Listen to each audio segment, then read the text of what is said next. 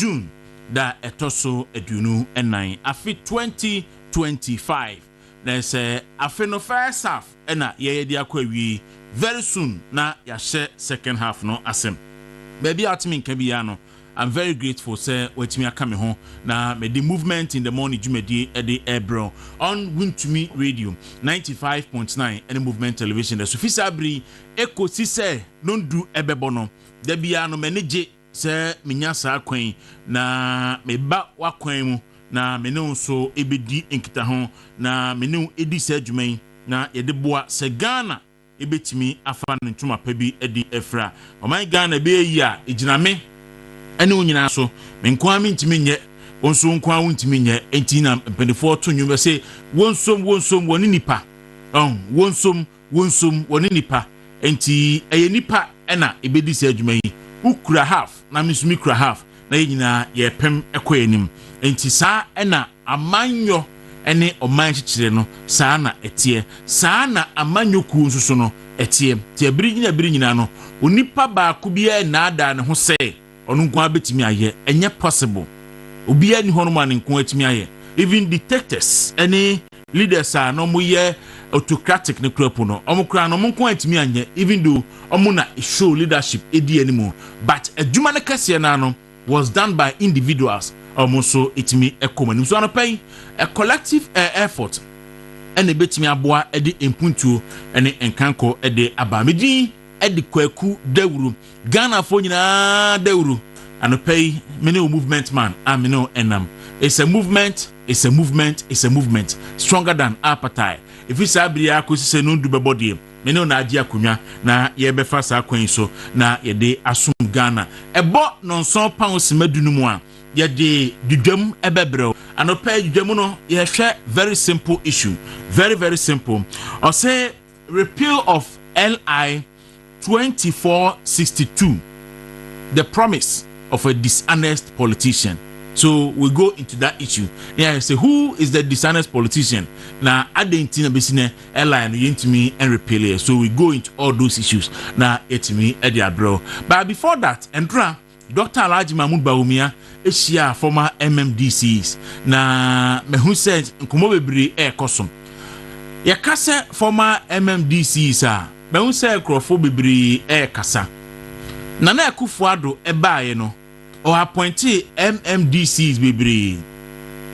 In fact, they are over 300. Obi say eba na say yes. Obi say me mame Comfort Asante formerly of New Jabe nyina bu mu no ye MC. Ye che New Jabe mu no and okodi New Jabe North as MC wo ho. Ekire ena Nana Akufo-Addo sesan no nam so di owura Asante antwi ebaye. Enti yesi ye frɛ MMDCs a me mahame Comfort Asante endra me hu no mani jepa on de onyida said de otia no te ifibiri otra de UCC ebesi ene nyina saa no te enti me hu no ono so ye former MC nti ono so ebaabi yera Asante antwi so me hu no ono so ebaabi uye no efiri ho no mo a Dennis Miracles Aboaje ono so na Akufo-Addo bae no or appointed no as MC we Kwaku North. A chile no yi no de beremasi du ebesi nanan. Enti Dennis Miracles Aboaje ono so ye former MC. Nti ono sanhye mu no ono so eka ho. So wo kom nyina bomu a omoboro 300. Omoboro 300. So sa enipa ne nyina no mo say about 220 of them. Ena omate a forum. Omofre no forum of former MMDCEs for Dr. Mahmoud Bawumia. They are not saying say obiya count. They are saying say numbers are omutimi enyaye out of over close to 400 no. Omo the forum for Dr. MMDCEs for former forum for former MMDCEs for Dr. Bawumia. When should obi say ne buafu na atua kasakasa na atua tendie na atua yampia. Meanwhile, abria enipa bi kan se ye declama we obi a ni omatem.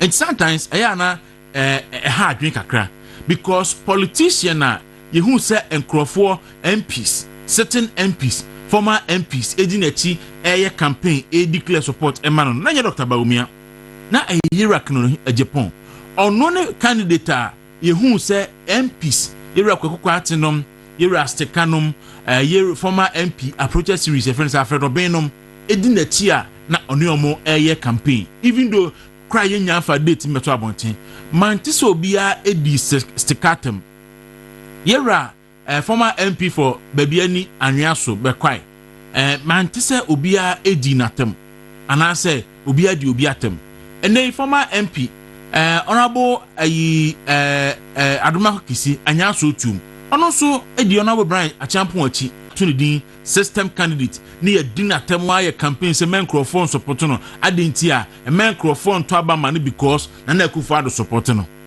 then the same people asatwa U10 abene abeka se afei de na Akufo-Addo on support ba omia ebiemu nti monto aba mfantia no.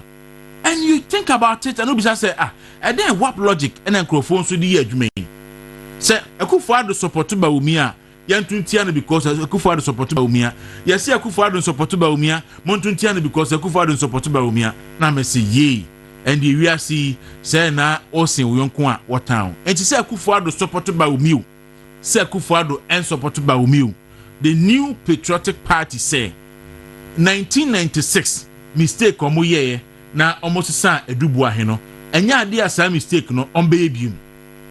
Consistency in politics ehia nti omode Mahmoud Bawumia ena ebekro na gidie nso ho se Mahmoud Bawumia ekonso a nkunimdie ebeye NPP amanyoko no edia so sa issue no ewo ho anopei ibewura mu na yede emusem nyina no ede abremo na nsema hodo a eka nyina so yede abadwudwam time so ode mo mindwam sisi a na venya kwankoyen.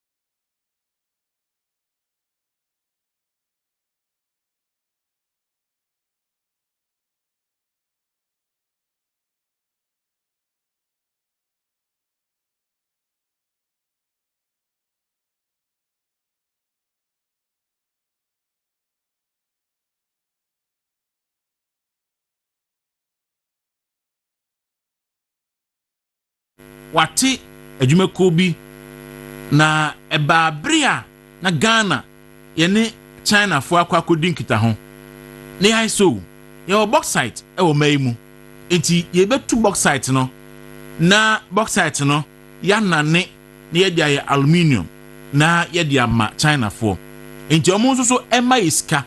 In fact the discussion was centered around $12 billion enti emu 2 billion and omudi kan agree Mahmoud Bawumia na kofa bae e bae NDC forecast a loan e mo tro kra koma IMF e tro koma World Bank se yen fan kan ka ho na e bosia na ye kwakode e ma Mahmoud Bawumia ka trum su enya besia no mu eye obetimi aka se eye bata e hu nsem bebre then bauxite ay betu no na e ho akohia se ye wo 2 major bauxite deposits e wo Ghana eye atiwa ene nyinahin nti abandi nani ebu atiwa de no baabi a atiwa bauxite no etie no enso so eye forest reserve enti before say aban betimi ewura forest reserve ni mu no na ese elia e govern sa forest no otimi amende ne kakra na yetimi makwan so that bauxite no betimi yate bauxite company na omo be nane bauxite ni ya betimi atu na eda ye adwuma mekai a lot of civil society organizations. In fact, what come for there? Many of you are power on that project. Sorry, it's a baby.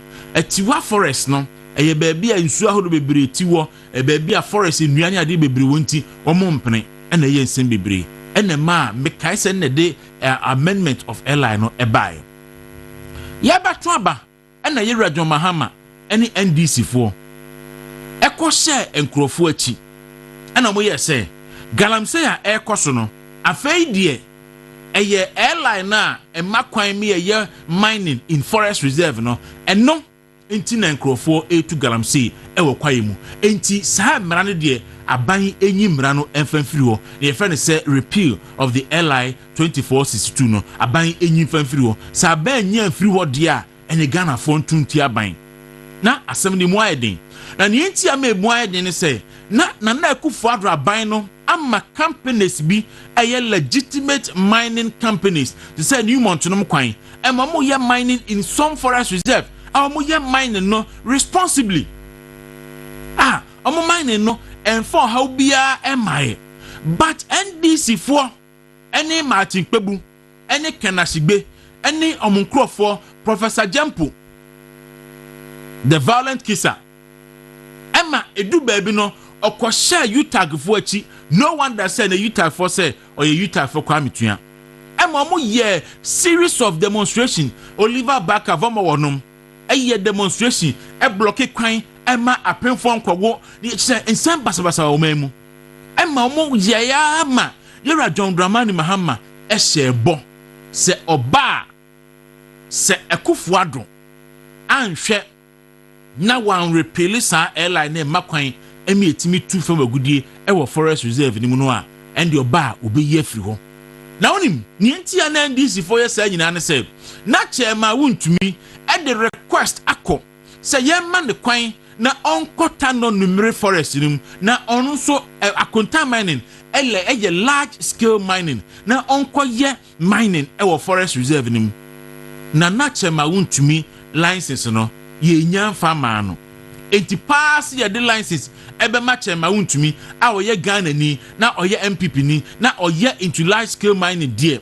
ebe ko gold ye kokona TNDC for ebe omoto pampers ena omo ball brazier ena omo ye se omo be ko ne MPP aban ache ayam ena omo sori ye ena Martin Kpebu num sori ye ena Kenashigbe num sori ye ena Jampo num sori ye enya asem keto o mamu hase ni ye kotoba. In fact, they were able to lobby and mobilize organized labor. So I'm sorry tia Akufo Addo aban na akato na bro ni ye kwa kotoba. Aban kwa kachom so mine ne de e obi a problem because Akufo Addo crowd in the presidency atola no so da enti mun train abato oba.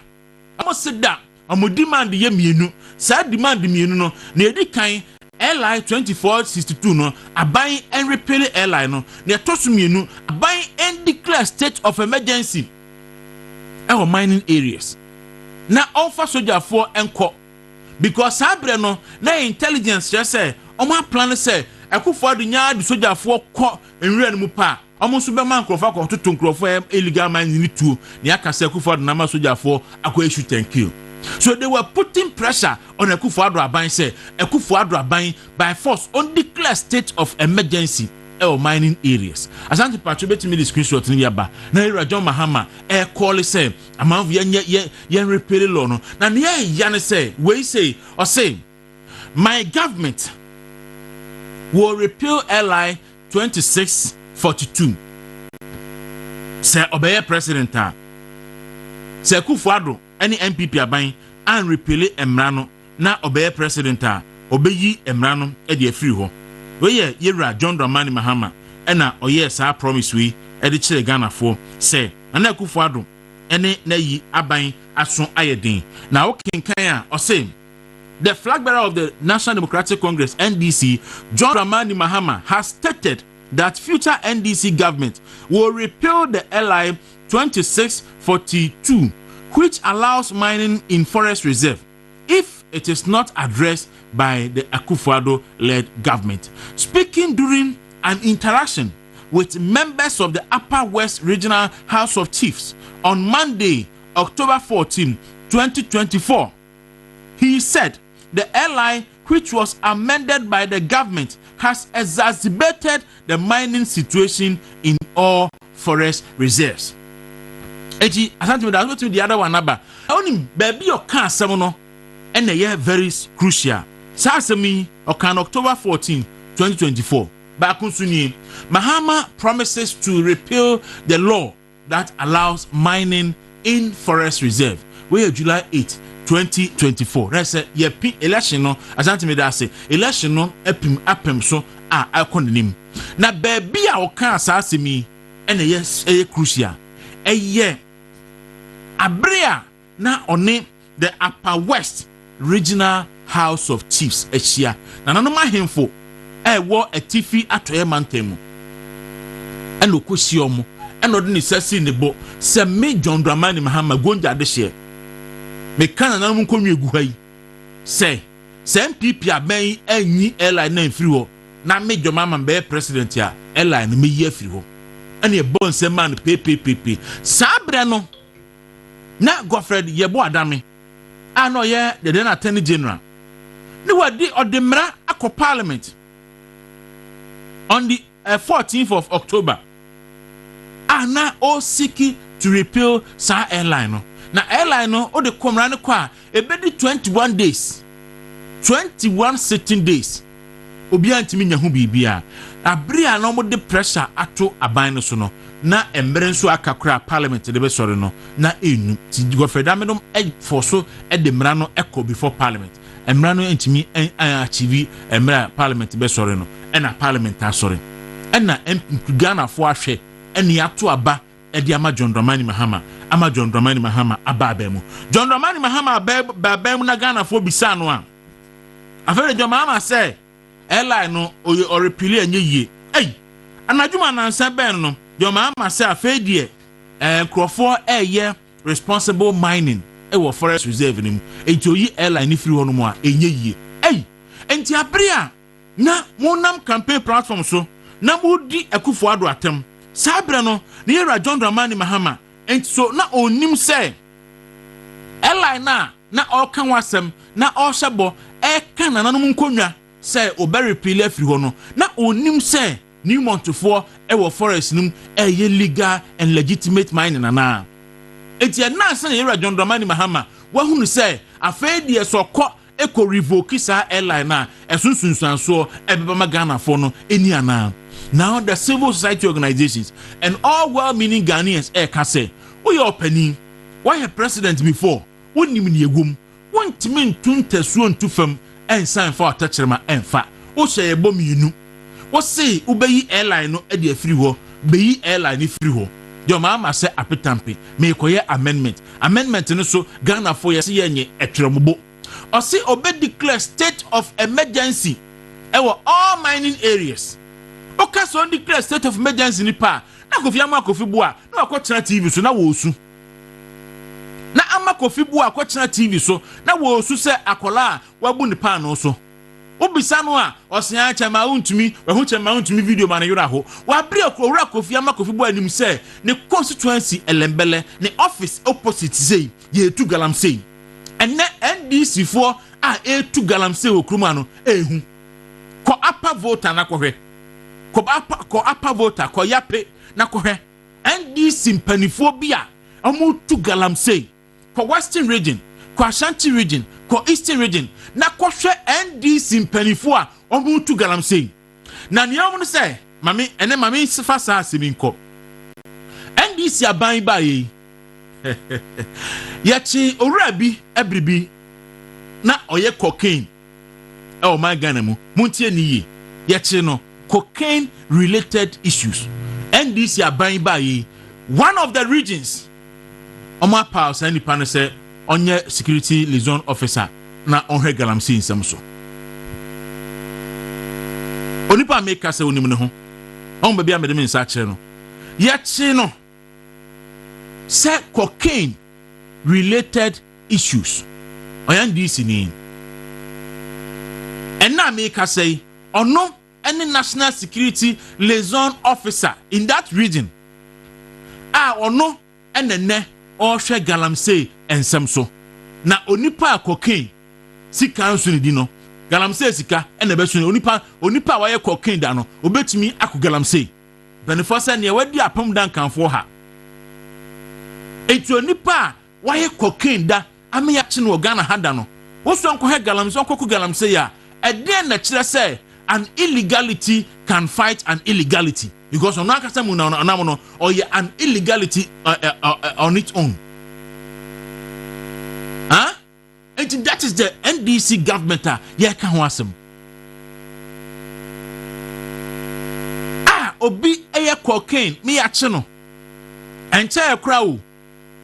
Oba mu a what's point is the same person. Say, uncle na baby aye galamsey no task force ayate no on na do na to ano. See yawu. See yawu. Yawu. Ye kura ni di in fact ye follow na che. Ya bibia he bibia na ye koso. Ye ni mu nyina. Enti eno ene bossa yera John Dramani Mahama e de seye ene de oba ba mu a o ka sen foforo declare state of emergency a na Kofi Boat TV so na osu se akola waje ne tofi afiri ni nsam na osu se akola ya bu ni pan no so o ka se yera John Mahama osu be yi mra na fiwo yi firi ho no mo a na afi opododo o fra we ya na o ka sen foforo Ghana fo ka kire mo se enye apam a mo ne ye ko ye no mo ka kire ye se Akufo Addo aban no na ama galamsey aba etimo ba obia mo makwa mo obia ntufu magudie biem e wo forest reserve mu na gina so enti enkrofo ye campaign na gina so enti na utagfo e call strike abre anaka be na bosome ne yekoto aba na gina so e ma bakava ma wonom esi 37 kwan na openfo onyim ekwo wo no Raf ka kire ne se Ghana fo moa beberewe ebi wu ana ye den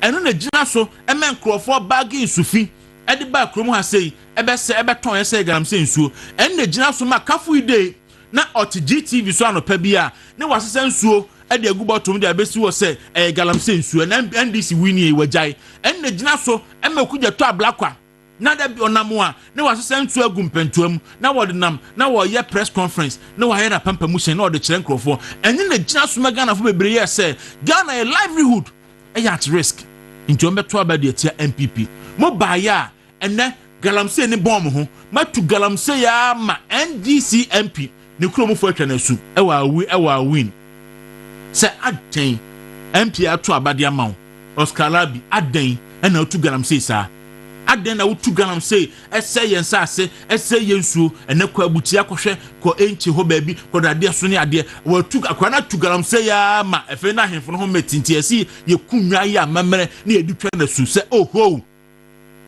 ene Mahama se onte se onoa ne NDC MP o he galamsey party chairman for the muajim general secretary party secretary for the muajim party organizers edom muajim regional ministers bi edom muajim a chese ne NDC galamsey ne de NDC no abeye synonymous to galamsey obisa minister na wo su enti your demand is simple what say ye bo say wo ba airline no obeyi afiwo Ghana fo obisa say da ben na wo yi de afiri ho what say ye bo say wo ba ube declare state of emergency e wo mining areas no Ghana fo obisa say da ben na state of emergency no ebeba asante me enko Shamima Muslim eko news fa na no na yenkonko hwe se wutie Shamima Muslim interview na obu amfu a na menim baby afri yenko hwe video ni ma. So what was the proposed approach to dealing with the issue of the repeal of I 2462 was to remove the power of the executive presidency. It was a low-hanging fruit, giving the appreciation. Look, we had to come to this point based on engagement. Remember that we were not in office. So we couldn't have engaged these mining companies to understand where they were with respect to their appetite to work with us, even as an action to repeal the law would have had consequences. You're saying that the professors at the Ghana Academy of Arts and Sciences. Don't put words in my mouth. You can ask a question without saying that I'm saying. You're saying that they don't know what they're about when they insist that an entire repeal is what is required. You're saying that the Ghana coalition against galamsey. Yes. And I was deliberate in listing the membership to you. Yes. Yeah. That they say insists that an entire revocation is what it ought to be. And I'm saying, and government is saying that let's sit around the table and let's agree on the consequences of these actions that are being determined. You made a promise, keep it. That's what you're saying. A promise, keeping some promises have consequences on you and I. And you are a lawyer, and I keep repeating it because you know what it means to vary an existing contract. So the promise was a deceit. So how could it have been a deceit? How could it? The promise that was that we as a government would fight galamsey. And the call, you see, distinguish between the promise and the commitment of the NDC regime and the calls of the NDC regime at a time where there was obvious evidence of no commitment. Please let us be fair. How about the state of emergency, the state of the declaration of a state of emergency on areas where galamsey is threatening water bodies and the forest? Are you How saying? about that? They're insisting on all of that too. Yes, and we are hearing them at a very deep level, and the engagements will continue because we need to present the truest picture to them and let them know what we have done as our own urgent actions to curtail further deterioration. Do you think the government should look at these people, should look at Ghanaians and apologize for making those promises because they have you have now realized that it is not what you thought? What is not what we thought? Repeal and state of emergency. You see, we speak. All right, asante me da say entiwei Shamima Muslim. In fact, Shamima Muslim deputy minister in charge of government communication. Obi catch also a deputy spokesperson anya no kre because me who minister and deputy director da. Minister bia wo deputy minister until deputy to Ofosukwachi a minister Shamima deputy minister omo mpeso be converting no ma yen sa no entiwei Shamima Muslim. Today, Shamima Muslim catch the Ghana for say, a fair consequences ewo ho, see ye repeal airline na. Enti Ghana for mramientina round table ho, ni enya discussion sa. Enti abre anomo catch the Kufuor say, on repeal airline no, sabre no, na consequences no, na etukwan kwa hefa. Abre na omudi Kufuor atem, eye propaganda, editi Kufuor aban no, na sabre no, consequences no na hefa na echo enunti na anopai mejujamu yi me title ne say the repeal of LI 2642, the promise of a dishonest politician. And the politician yes I promise no obi anim Ayera John Dramani Mahama, and he has proven to be a very dishonest politician. Madam Asiano pay da sebra tenase mema na kwa basisia.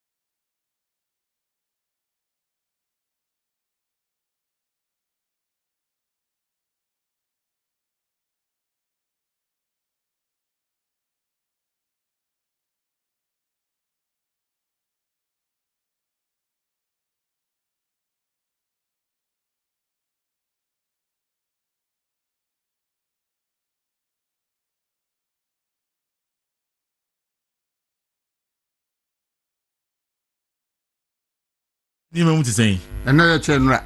And they chenra. Antin Yamitu Enema.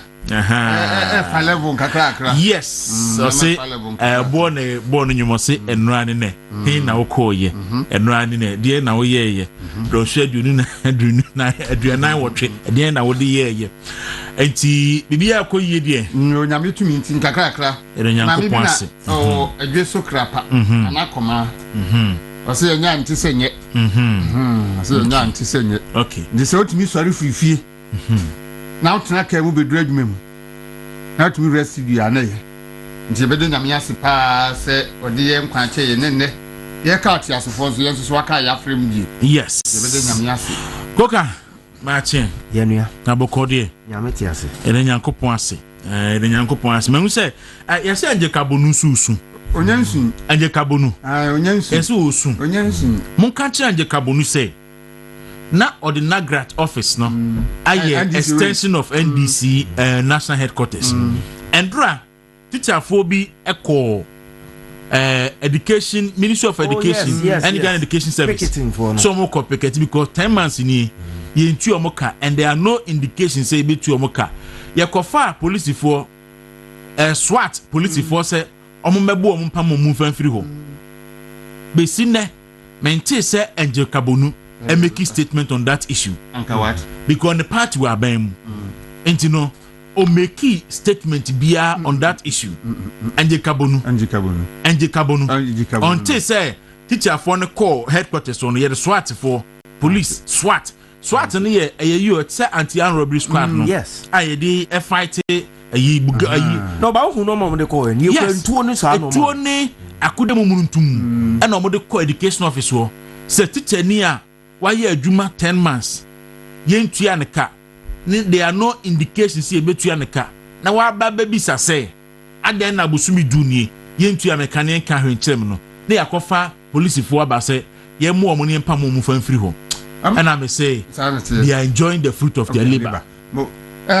Omo benya 1 month Sanjo Muhammad ye oye adwuma 3 months betua ka 3 years betua ka 3 months it is 10 months omo mo mani na ho kwan say Sabano, Jomama Casu Betua 1 month na mom.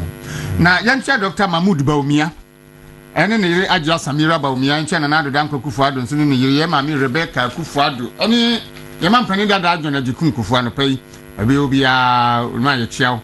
And Chia, a sergeant Kamina, a Fenno Mark and minority leader and the deputy, and I will Patricia PJ.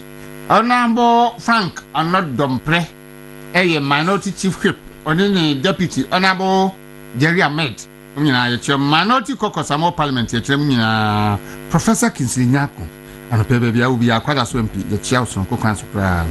Na Yenchenia Bema, a Cosi Boatin, any Eric, Super more Amsterdam, Mrs. Victoria, Donko, US, Engineer Jonas Adjuman, the Gambian or Mr. Kwame Dubrakon and Vic, and so our UK, my Doris Ubobi, UK, US.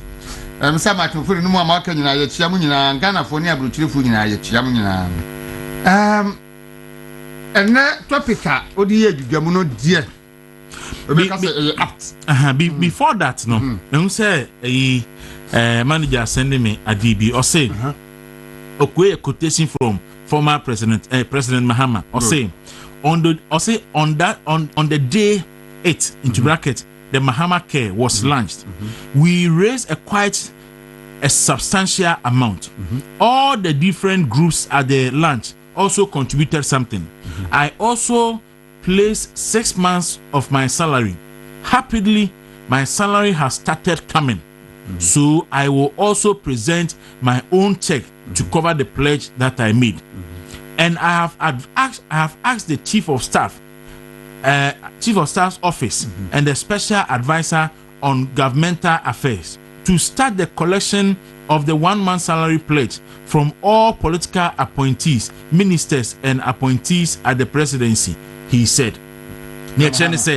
President John Mahama Nakatua Eba Oba Ben Busumi Seni. Nakatua Asha Eba, Chief of Staff for the Eba, Naya Jantua the Eba, a Philosopher. 78 million corn office. Shamima Muslim or Tiwa, Eba, hwanpo Mustafa Gbande a wokasa basabasa yi ano so ne de eba hwanpo biem obia enti aban adwuma efo no ahyase adi akatua but teacher ni no yed na koto tumu akura bi ase yed na koto galominu wa front place outside ho baby mi papa kura sem prachiri ene ne wa kwan die ebia no be sia nante more than 7 months ansa na odu kru abrem echi we bi kot twanyin so yed na koto so nko ye adwuma omo mabo besia in fact I say me bo videos ni bi edi be 10 months ni there are no indications say if you call hono munya staff idimpo na cheso mo ye staff of the Ghana Education Service Bawura John Mahama de o di asate ba wahase eji akatua appointees ni leji ona okan ye ontohwe anso ba wi abukura no o ma ne sa ya ba we do mba so mbedi de bedi de o mu bedi de na se ba ko ada no kan ya ne ho yam sirin say appointees na pledge 1 month salary the first coming I'm some better 10% chip compound na se omampani Mahama Shamima Muslim ne nkrofo se omampani Mahama ba mu da ankansema wo kan ke be pardon wo kakra se bia na munnim se sei na emra no eno ho nsensem te efa mane no radio abetina ba mu emfie nan pusei wodi ka bedi emfie nwotwe because obey vice president no abanum eno obey caretaker president be president enti emfie nwotwe no abetina aban mu ahunu sede ne amasi koso ahye yembo eba mu hye ye nyina mi hunu baba ko a president Mahama ne ndisi fo hye ebra no opposition buy mu si bowe ye disu ama Ghana for say yes we ye no kwafo tese udwin ho a wonte ase no aba ba ka che se ye yi free ho a consequences se na ubisa no etu kwan ko hene ebra na kufu ado ho no e na mo de mo betina kunya so na consequences ne ba ye nti sa ni manema na mo ye no eye se Ghana for se ho 1 year 2024 election wo mo gigire mu etwa president Kufuado ene na ban ada pa no wo mo nya wo mo echefa nurses for ye bi upon the aban ye ma mu nyina timi ka se ala wani ya jibati be tuatia mo ajeje for ye bi upon the aban ye ma mu nyina bra covid ba ye na ye tifie na mo de mo gipe anso o mo ye se betu abati aban Kufuado enne ye nyina hunsunsanso ena abe boy so no na minim se de adwama hama abeye Ghana fo yi sabi Ghana fo de besu nyansa da bia NDC fo ka se o ye be yasesa entimi le mama ye kwaya omba no ma ye west Rollins betina obedi ni nsem hunu nyina wie ya no first time no twam omo pe kwanya sa ba 2008 ana ma o new NDC ana ma ye new NDC ya ana Ghana fo ko to aba ma omo omba no de meko share ye ni ka che mampani ente Mahama ka se sa wo se petrol boy ye na untimi nto petrol a fatotro mampani o tekonya so petrol boy ye din Ghana fo untimi nto petrol yesu no mampani ka che se ye fatotro edu ba bi o mani mo din no say if the kitchen is too hot for you get out no make ka di o mpe nyina akire the point is bi kwa ka che se o pe mani mo din to kwan ko togo na kwatina ho untimi nya fa va se ke kwaduma ba ko ka se come do a include Ghana grass grow baby you know Rashid Pepo Sawaria University now to face aban na emre waduma abra nsuo toma esrafuo unkotwa bi na nkotoma woni ye nyantwe ni mponche ni nwan na to face come do abanya odai obo keka we nyina akire ye ba Ghana for ya som ye hininti da bia na omabeda dai ni akotwa aba ma omo wo ye Ghana ne woni se NDC enya party ya womo awadwin papa omo ibasa shiadefo da bia MPP ba hihye na NDC ababa se no MPP ba hihye we mo free Rollins time ade be papa na from Rollins NDC aba ma je ma Ghana ye see we die NDC aye bibia na bi ni ho ade bibi papa bia na ye nanso ho da yaba one kra Rollins muntumi amfa bia ma do mo ya ade pa eye nyuma ye yi ni padi Rollins na de structural adjustment program say ben jebe ne declare workers redundant ne yom nyina di se mun kotina fie ne jam kwan mun ko me ayi president Mahama ba yi and also as I confide in Asababu, and ye pedi nano, yes, Bank of Ghana, 100, I'm coffee. Munyam Cotnifi. Auntie Ghana Hano, I say, having Yabu some Jew. I saw winning qua, assuming hey, a shame, Papa ne Bonnie, and this in MPP, sanity, bon some years. And you, we are Ghanaian, now what now, ma'am, since 1992. Not still, we are this and this year. Oh, you know, man, because this one would your mapano say, ye be your man for being just one fast word, Lalai. No member ya, woman member your mom fast war, no medino, and human to the beyond bar, or may accuse you be said, anybody in Pabonia, my being see that. I am secretary Akron for on what to go to no pie. I'm soon and and this is it. Yan pay. Coca. I no pay mechia ahwefo no bi ana mechia Dr. Mahmoud Baumia campaign team no any adwuma ma start here ade e ka kire one say verification no yen koso nye anya obi a no se one ye adwuma no na se one ye adwuma ena ade edi ani a edi ani kakra ne access nkofo bibiri dia eja ho no ebi no feeling say o manya access to Dr. Mahmoud Baumia nti ye manage ye no Mecha DMB pioneers youth na o social media ne sa normal ye kan Dr. Mahmoud Baumia ho nsempa ne sa normal a yete ye ho afri atendidie a ne ndwuma pa ye chia no Mecha MPP national executive kodua na pamf ene adwuma mo ye mesrese still reforms any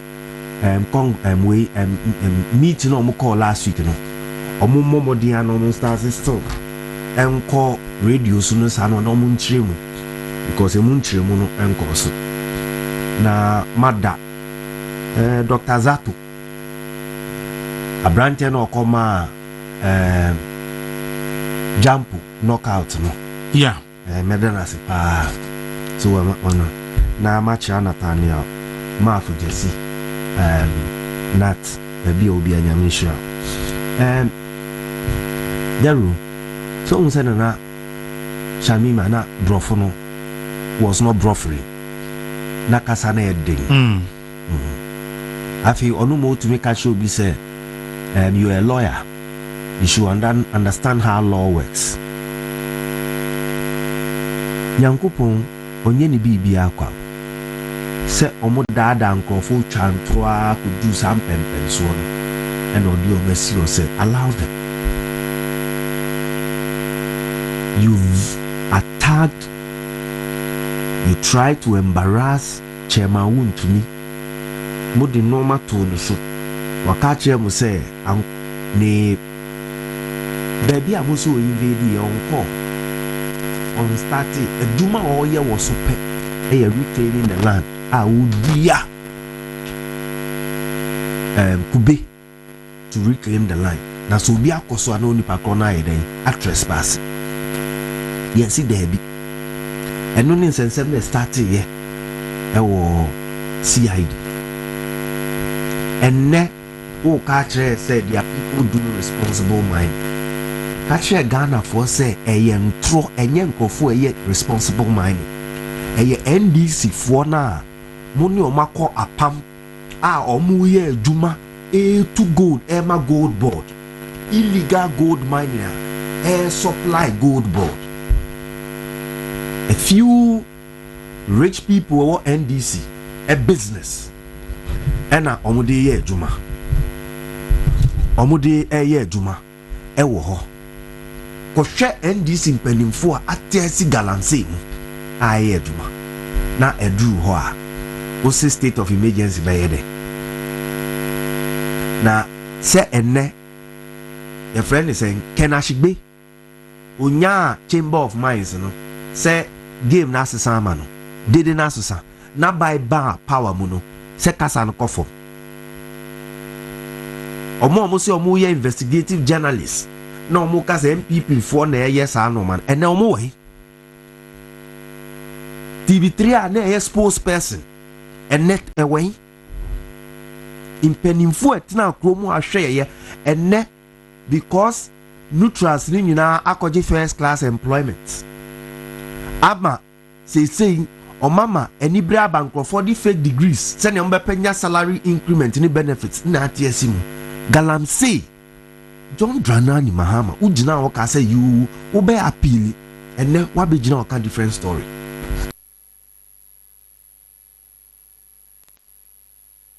fire mene wa kameka say yenhwe na sa krokro de John say ye je salary among crofire sa no man eye fake o mama kenu eye fake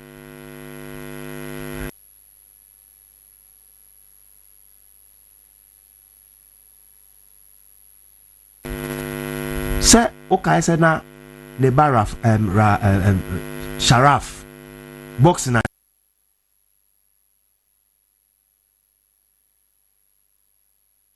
no man ye di good zubusa so de sika we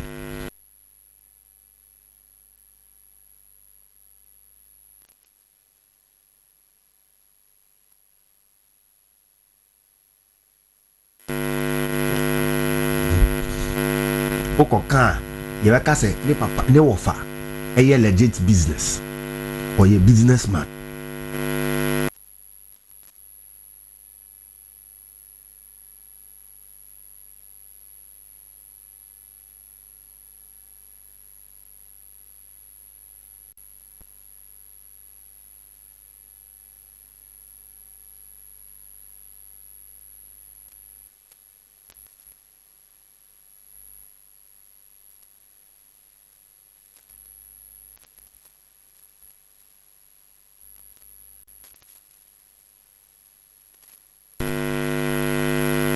nenne o minister ti ho since obesu ye mo so pb obesu ye wahu ni da Debi bakosha baby an wo oye chief galamseya e wo baby wo wow NDC MP I will win yemba ne se mo ma hobi what kind of governance is this se ube chantro a won kan no kre into wo de ye ka sa wo ye incompetence wo ye unja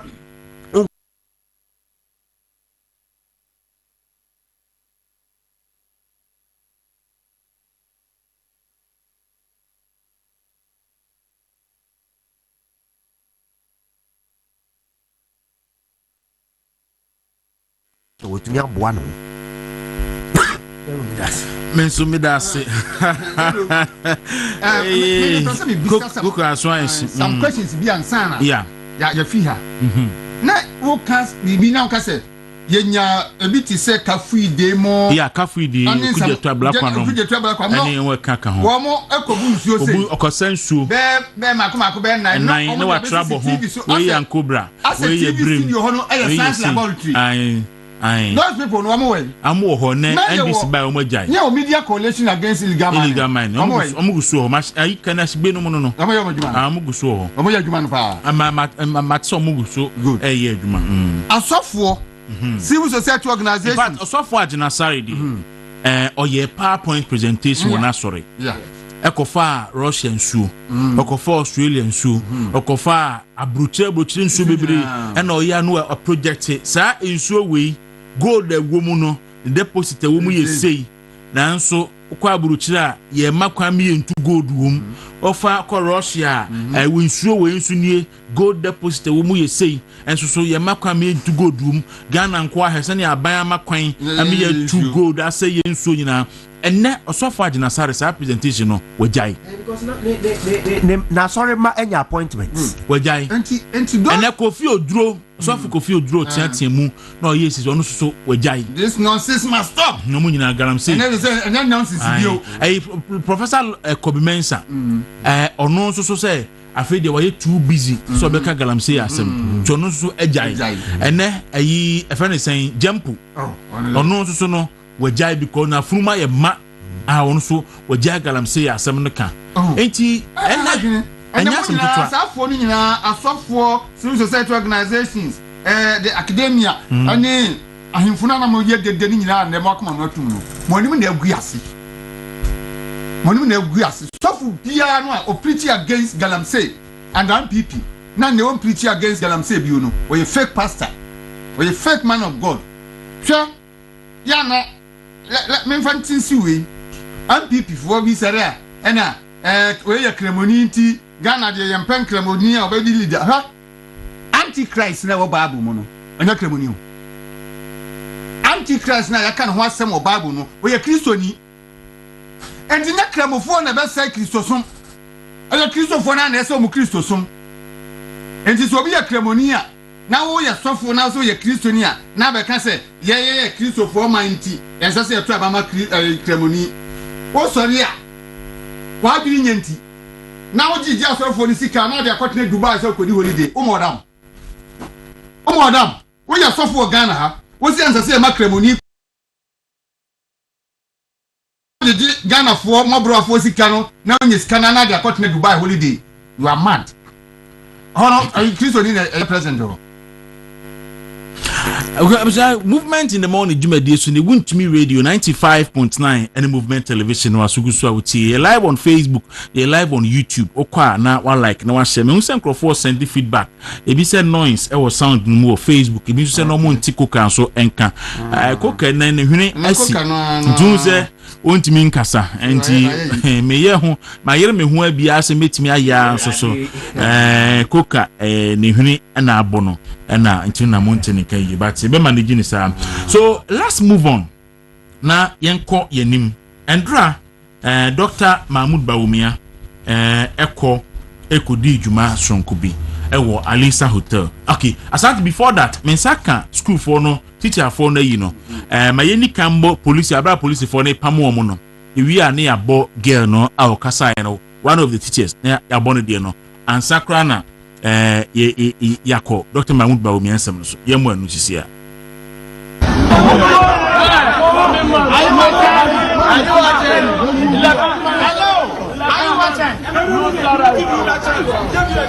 We are giving you an instruction to move the premises. We gave you respect. You didn't order the respect. So move. Leader, all of you are telling you are leaders. What the hell do you mean? Else you visit us. Is it because you are holding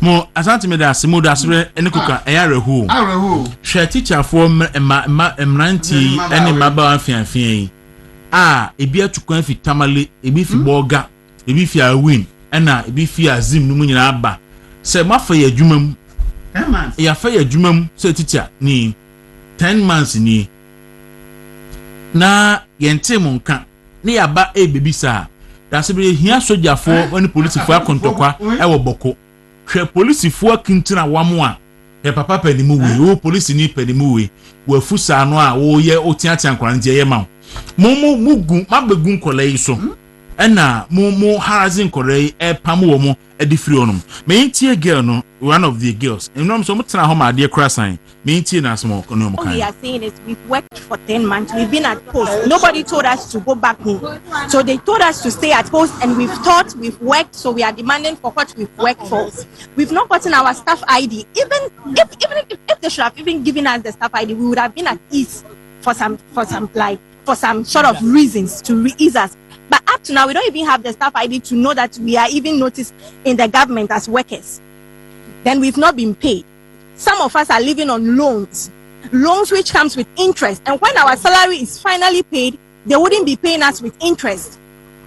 Some of them are telling us that those who are helping us should keep helping us. Yes, our parents are taking care of us. And then now, instead of us now to start taking care of them, you still want them, our old parents, to still be taking care of us. It's not done. So serious. It's not done. And then what? It's not as though it has to do with a particular region. Some people are coming from the north. I am coming from the eastern region. People are coming from central. Even the transportation in and out alone, 300 cities and above, can even feed us for a week. But here we are. As at this time, we are still here.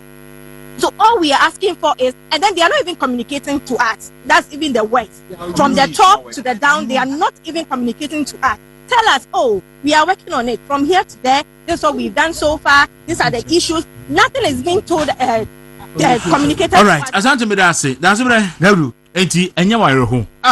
Say teacher phone kume. Unu say me back kan. Oba ne kan won. Eugene kan. Ka squad we ho. Ka squad we ho. And they say Eugene kan ma bo nyina no. Ahwe adwuma ma be ma no 1 month. Let's say asiam na wo be ko say ko hide guy ma no.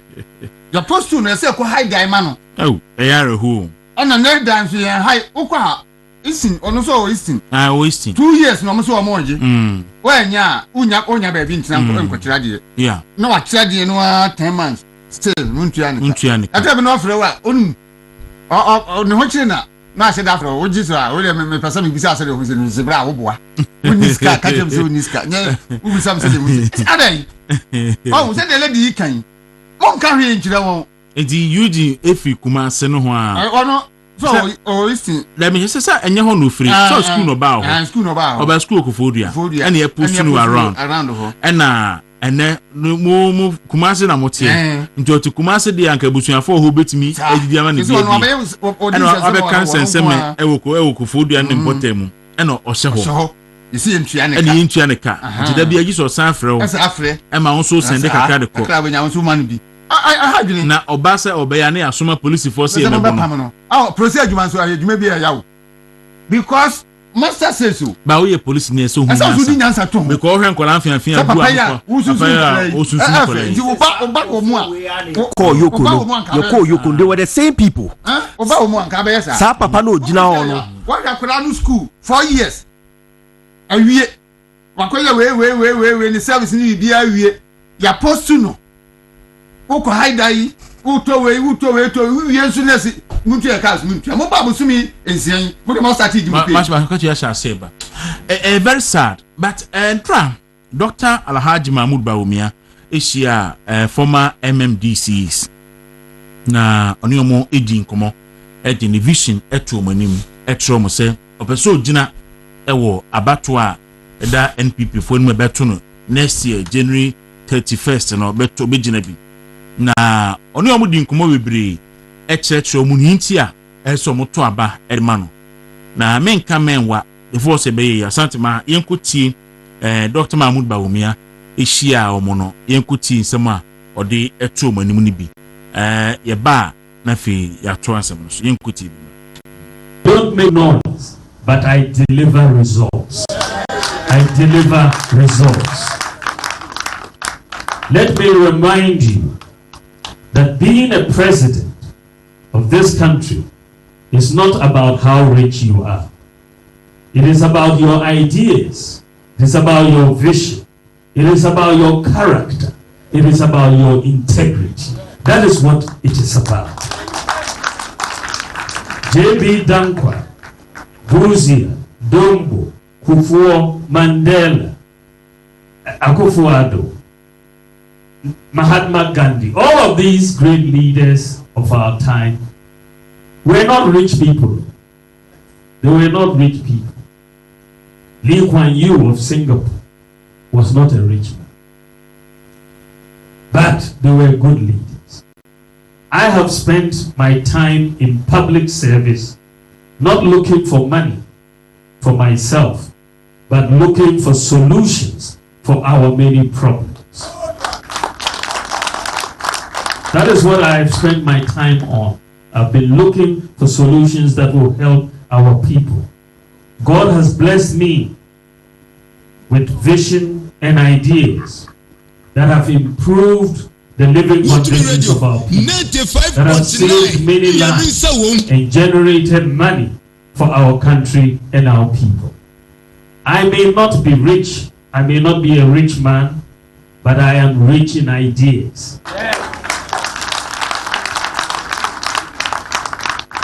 Poor people can also be president of the Republic of Ghana if they are capable.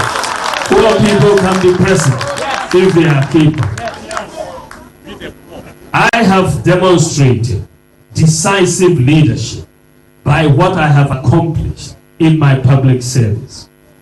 I have a proven track record of public service in Ghana. As Vice President, I have championed some of the following initiatives. I came up with the idea of Agenda 111, and today everybody can see what is going on around the country. But for this interruption, we would have been finishing most of that Agenda 111 projects this year. I came up with the idea of one constituency, one ambulance, and you've seen how it impacted the country. The gold reserve purchase program, the gold purchase program that we've implemented at the Bank of Ghana. When I came up with it, people didn't get understanding. But today, that is holding this economy. Today, that is holding this economy. Without it, we would have collapsed by now. All right. So, Dr. Mahmoud Bawumia, ena Martin Nkano, or the same bebre tuja endra.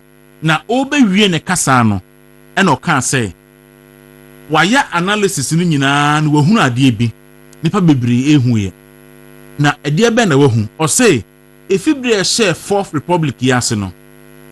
President biya obefi akonwa so biya no, handi over power at the ma president Emma Obia woni na gina abato open. Enti na nkrofo adwuma yo mo na no say yes. Rollins handi over Emma Akufo na one Kufo gina 96 Akufo awini no handi over the man. Kufo so ne Atamils gina 2008 2004 and Akufo handi over ma Atamils 2008.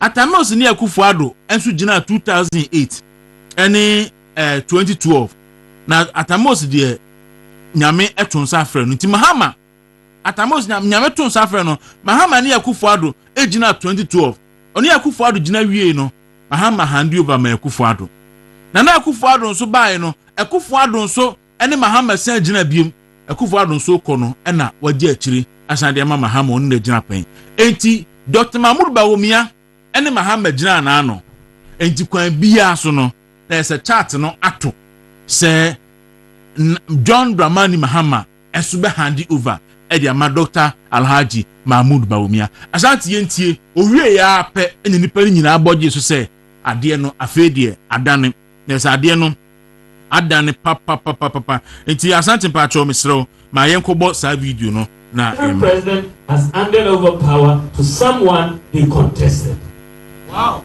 Every president has handed over power to someone they contested. President Rawlings handed over power to Kufuor. They contested in 1996, isn't it? Yes. President Kufuor handed over power to who? Atamils. They contested again in 2000 and 2004, isn't it? Yes. And then Atamils unfortunately passed away and gave it to John Mahama in terms of he was elected. But the Mills Mahama government handed over power to who? Nana Addo Dankwa Akufo-Addo, whom Mahama had contested. And Nana Akufo-Addo has also handed power to who? To John Mahama, whom he contested. So now, who is John Mahama going to hand over power to?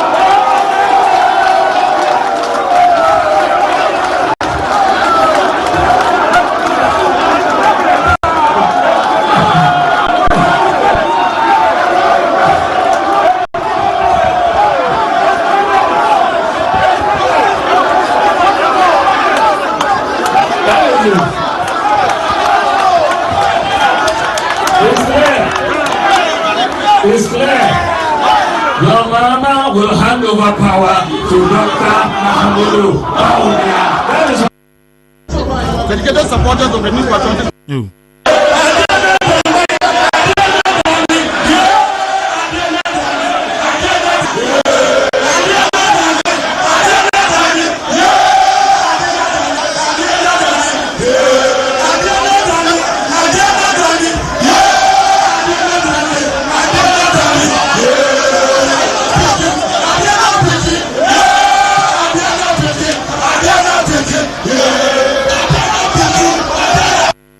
All right, so where Dr. Alhaji Mahmoud Bawumia abro kasawi or the analysis no to pe and former MMDCEs say ade no apeke na ade no so adane na omuwie no former MMDCs no omuwo ebi womate a forum so a forum of former MMDC for Bawumia omuye 220 omuye press conference owura no address a press conference no obebe fi ha no pena me na transfer din komo ye friend no honorable Ebenezer Doku oye former Adenta constituency secretary oye the current regional elections and research director ma Greater Accra NPP and na obeye MC.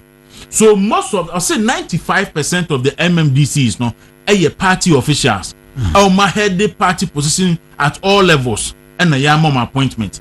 Now Hana a second 40 as ye or say former MMDCs from 2017 2024 yes. Close to 400 we say ban saying me say me the Dennis Miracle Sabuaji example ye you know as MC for Kwaku a chain yi na die ye de berima be na nemu enti ya kase ye frɛ former MMDC to Akufo-Addo abamu a Miracle so ka ho bi me ma me comfort asante e wo New Dwabe North Akufo-Addo nyina abomu na Akufo-Addo ba na Akufo-Addo nyina abomu no na ye MC ena na na che mu nya New Dwabe South New Dwabe North municipalities ena no call North second term ni mu ena mma me no so ye yi no ena ye de eye Dr. Asante Antwi bai nti andro mi hu Dr. Asante Antwi me sansu hu mma me comfort asante wo eti sa o me bebre ukosu nwan ya ye no ye MCEO omo ye regional minister nti still ye former MCEO bebebi in fact andro mi hu me DC okre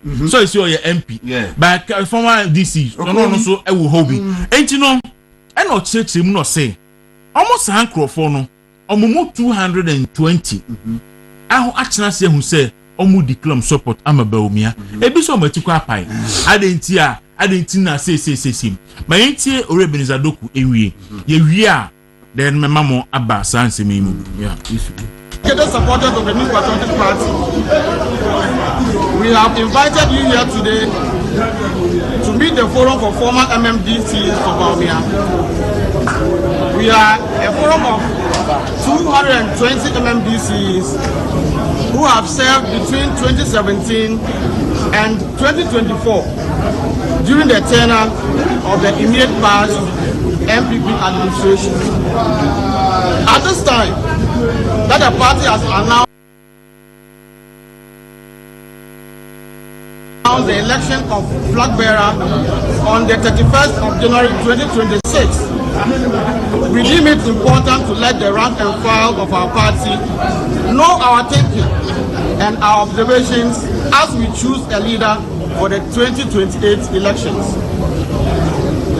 Following extensive consultation with all aspirants and after a thorough assessment of their vision, their competence and commitment to the MPP progress, we are convinced beyond any reasonable doubt that Dr. Mahmoud Bawumia is the best candidate to lead the MPP to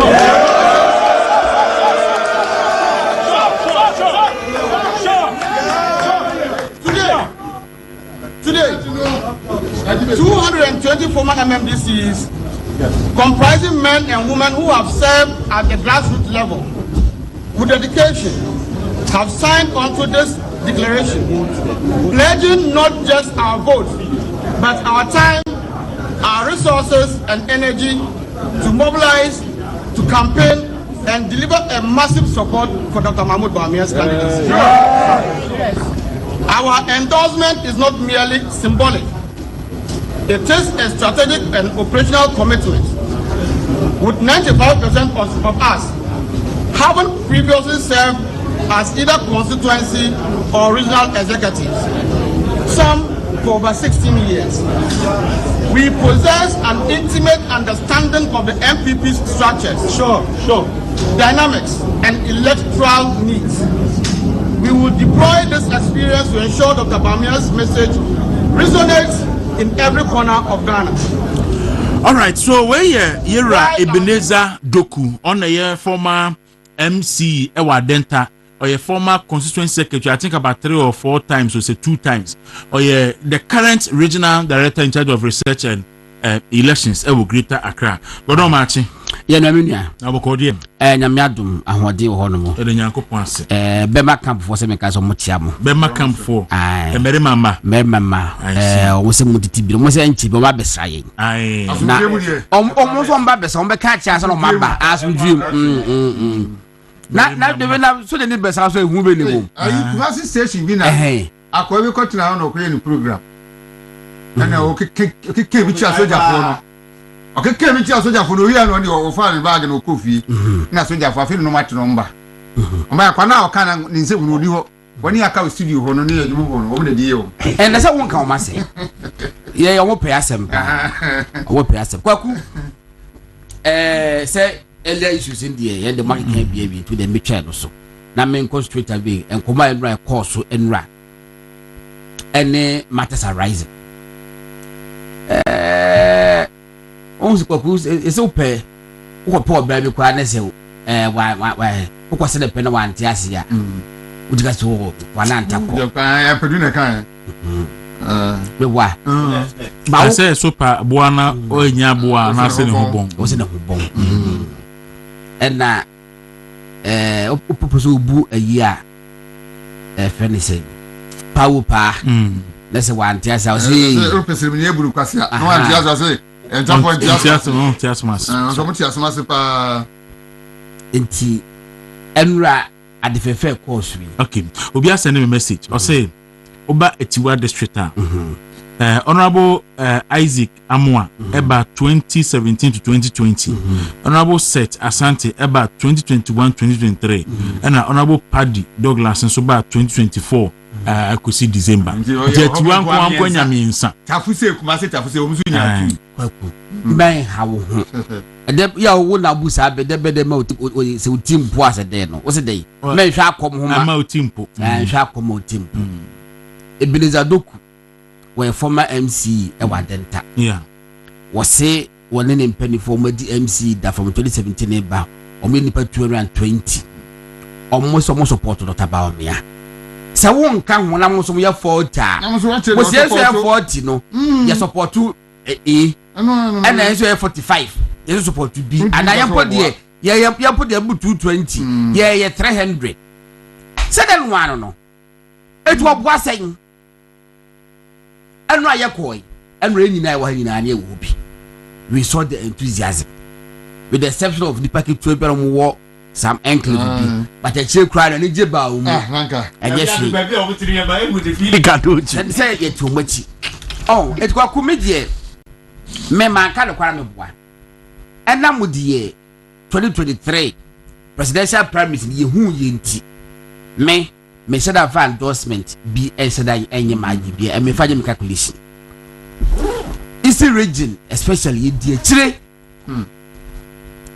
one day be a crapping south, north, and if you breed a copy or cray. Yes, I thought to us. Central region could be. Me confuse regions be Kwaku. Baby, I'm patcho. Mon check sound in my meaning. Crawford can sound. Meaning say Facebook, or say YouTube, or say yeah. But me tell the columns and the say TV in the sound. No, I don't know. Sound also very clear. Mon check my patcho. Maybe you know me. Na be obi ade so clear. Kwaku. Any February 2023. Oh, Dr. Bamia Walaji. Me how ah dear. Me patcho na endorsement ni nyai. Ni nya. Enti endorsement no eye die na so adwan wo fom Kwaku hwe metima kan no kra kira we say MMDCEs we ebinom ene omo municipality for edi ni ye o ebinom ene baabi olomo som no omo do ma ni ye enu nti no wono kra kwaka so kwaje campaign po esina beti so a ye de kwa po no eye minus man empe bi ni manu mahwe liability prada ko ba liability be das ye yo bo ma ye mpene ni mahwe obo ho no ma ye mpene ni mahwe enra Kwaku ye kwa ko hui si nya feedback bi ho no yes a 40 amo ma so ati enti se MP we ese wo support Dr. Bamia se former MCE kwa ho ni so support Dr. Bamia media Kwaku me said down with your hawk sa hey nasemasi o na onko abonti mo nyina anko onko abonti eh ba ku de fe na SARS SARS-CoV-1 yes SARS-CoV-1 any nya SARS-CoV-2 no na ye coronavirus why COVID-19 be se be SARS-3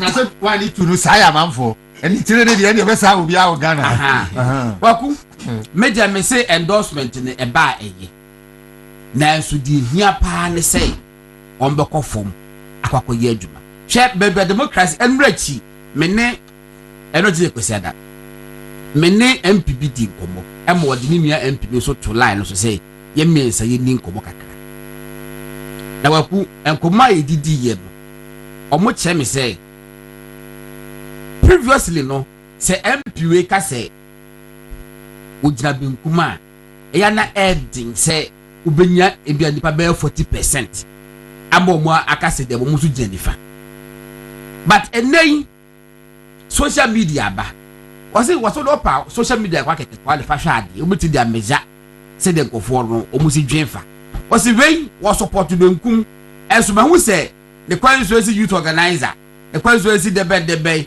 police station de edru kwese de bia opostu asombesi say one no support etadwa no wo fom eyese empenifo say members of parliament, former ministers, former all appointees able medical support eye ba mesre mese mun kran say what about me woton na enye di what about me woton no enye ya enra edumre wo say the segment bi aba boga say the America for me Ghana for mo America ma me no di nkomo almost just say the enkofo si pe what about me asem no omu bi da na wo what about me obi a che say what about me betimi amane masaka bibraba sama se de enkofo buchira eneme bia ye sample ama wo mo no sada Ghana so eneme betimi a sample ama what about me atom enye de what about me has no baggage ade bia so what about me eye as a politician and I see was how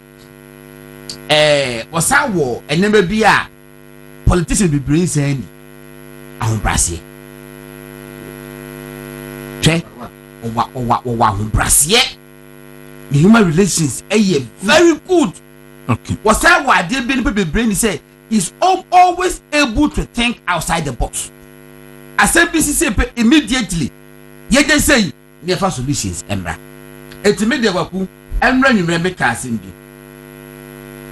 ese all of a sudden ekofo bi dey na agufado a okofa otabame abaye ene ekofo nsu appreciation na mo onkofo kana na ado ho asembone so far na Dr. Mahmoud Bawumia he fapa no wagina na wakakra wan coming boss every day minimum boss in fact minimum bia what may defend the legacy of Nana Adodankwa Akufo-Addo more than Dr. Mahmoud Bawumia be in opposition government and in opposition obi ni hono mo in fact wo bom kasa ma no Dr. Gideon Kwaku da ben what is wakasa na no ata Nana Akufo-Addo da Kofiton to da ben kozi da ben crop bia kwabra sante mo mu yedwon da Bawumia da ben Honorable say chairman sabosumo da ben MP4 da ben what to bia kasa ma na no atia Nana Akufo-Addo da eye possible say ebi obenya akra bi obabi ye obetima kasa atia wo bi and eye possible but say wo bibi sa ye fa nkohye ne sa ba ye ne kan mo bibi sa me se me de metima jato me ho so mo bibi sa mo draw your attention na mo se be ni ba ko ye ni mu na draw attention say ebi abrante wi na baba wo support Dr. Bawumia bat ni post bi a wo ye no ebi ye ni mu na ye ne be kasa it shouldn't be a problem. Well, now can say a brutal for Dr. Bawumia. Yes. Why would you have Vic? Was it? On no nipa bebre wa brutal no maxi no mabo mo say Dr. Bawumia winia komu free abrutal ba betena Ghana. And why wini no masaka ho because some say Sem Dr. Bawumia be president here. Tibi omutimo abrochire ho no. Sa tibi adu bi ba Ghana. Bi ba Ghana. Yo ha no ho enipa bebre. Na niema nko yi a o ma saka ho. Ye maame Doris. Bobi. Onu sei o kan Dr. Da ijabe fafie kakra no. Obefrew. Ofrewa wana wade obedi wo phone no so. Waso be yes. Because sin si pe Dr. Bawumia asem no. So obekai say abra last primary say beto wo say o ma miska o ma me de call Kugwa. About 42 delegates every year ko ni o mko kasai e dis kan so komom so munye enfanye lorry fair no mo fan koto aba o say ne support to bit me dey about Dr. Bawumia no. Obi say yewura kwa me adubra ko. Ono so so o hwe odra wo ma Dr. Bawumia. In fact, I say engineer Jonas the Gambia man. There. Yes, he ebobodin a ebeboro so. Enipa do anti ewura sei. Oka Dr. Bawumia asem na je say ayi asem. Iti akwesi buatin ewo Amsterdam. Anya asem ketwa. Anopai na amanfo nsuti o. That's bre unua na God bless. Ewo family of Kesben also sound no eye or monitor YouTube or see eye. Me sure nipa ba ko. Kwabena entwubo siako family of UTV or see radio sound na hard. Radio sound na hard. Kwabena baby I will be abehwe na. Na no ka so babe busumi miense ni kwabena se me ba. Oni mi nua Kwame tutu. Na ba juma no gusu ya de. Homo de adwuma so omo piskanti omo ye business. Okay. So Brian pay good morning to you. We dey me so me hu se nipa ma me fo enso so send a message na Benjamin dan so YouTube na Facebook na problem no ewo yenya a couple of radios almost say ayi yo akosisi wuti kama emu da ho. Okay, onabu Emmanuel Otre say owadukrum o say ono so 8 Nana Hesoji say o say o say okay o say Sami Benya Frempong kwesi Frempong o say wuti ne mu da ho kama na on the one to play Samuel kwesi Frempong si mu da ho o say the ba yema enema fofo so mu da ho say akachire ni say not until say production na okay, so I say although these psychological ops are important in politics, the credibility, influence and popularity of some of those making these endorsements are in doubt. Over reliance on these endorsements can be dangerous. Me know ye adwe 100%.